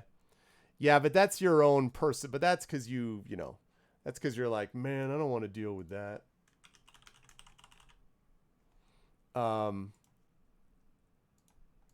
Okay. There we go. Arvbot has arrived. Let me fire that up. All right. So again, for those of you who don't know, this is the thing we do every week, every month. And this is the Chat Chosen Game of the Month. And we take nominations here. So I will take quickly nominations, only one nomination per person. I can play on my Retron, assuming I can order it. I can get Game Boy. I can get Game Boy Color. I can get Nintendo 8-bit. I can get, I guess, Famicom. I can get SNES. I can get Sega Genesis. I have the Wii U with a Virtual Console. I have a PS4. I have a Intellivision. And I have a Nintendo Switch. And I have a PC. So I have pretty much everything except Xbox-related stuff. So now is the time for you to put in. I reserve the right to veto anything that I don't think is going to work, either because I'm going to play it later, or I already have played it, or because it's a horror game and I don't want to play it. So we've got Kingdom Come Deliverance. That's one. That is fine. Tron 2.0. I know Dragon Spear has wanted me to do that for a little while. So there's that. What else do people have? I can take 4 more nominations. What we'll do is we'll do these nominations, and then the top 3 will go into the next. We'll go into the official vote of this now. So what else have we got? We have Kingdom Come Deliverance Tron 2.0. This is any video game that you would like to see me give a try to, that you think I might enjoy, that you think might be fun for chat. It can be anything on, as I say, you know, PC, PS4, Intellivision, Nintendo Switch, Wii U, Retron, Retron 5. Any of those are options. Growlancer 2. I was going to say nonstop. I wanted to make sure that we had that going on. Growlancer 2. I nominate a Rudinell for straw poll duties. That sounds good. A Rudinell is capable. Yeah, that's right. Absolutely. Absolutely. I do, and I actually got this. The only time I've been in the Netherlands is just in the airport. I've never actually been to Amsterdam or any, and I really want to go someday. So, absolutely. No horror focused and no raisins. But you repeat yourself, Trish. No horror focused and no raisins. Okay, 3 more nominations quick from people who have not yet nominated. Kingdom Come Deliverance, Tron 2.0, Growlancer 2. Do I have any others? Do I have any other nominations in the mix? Any other nominations in the mix? Anyone else that people are interested in? Kingdom Come Deliverance, Tron 2.0.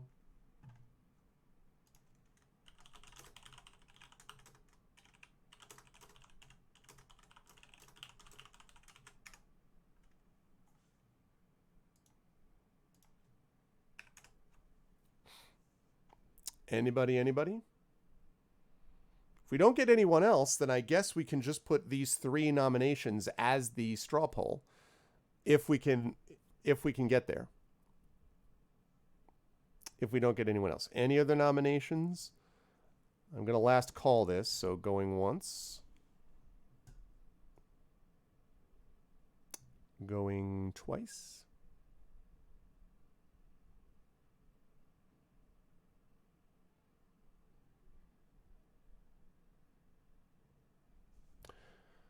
Someone had a game that they wanted.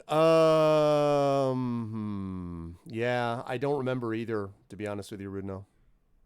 No, I don't remember either. That something is tickling the back of my memory too, that someone was interested, but I don't. That was a while ago and 5 days of no power distance, I'll tell you. So They keep nominating it and never wins. Well, Groundlancer 2 has been nominated a few times. Tron 2.0 has been nominated a few times. Yeah, I can't remember. Okay, last chance. Last chance. Anyone?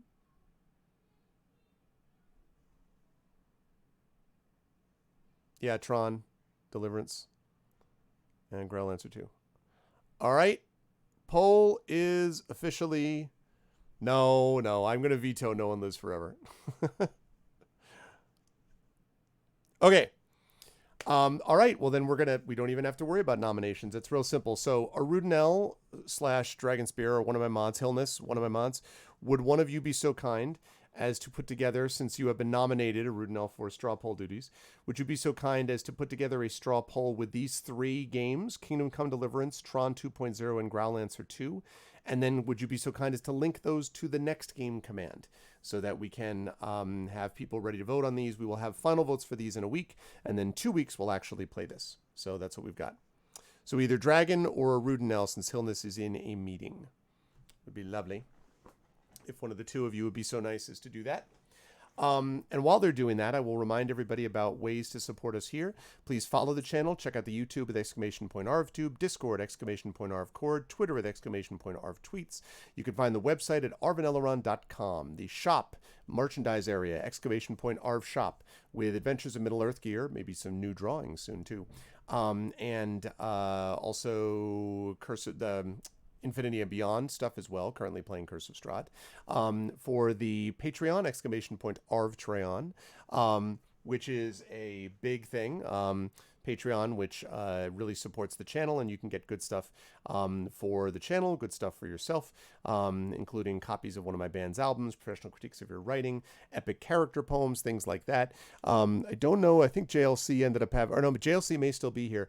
JLC, if you're still here, I don't know if I sent you a message on Patreon, because I know you supported me at this before, but if not, just double check and make sure whether I sent you a message, because you do get either an epic character background or poem written about you. So just double check that, JLC, if you're here and can get that.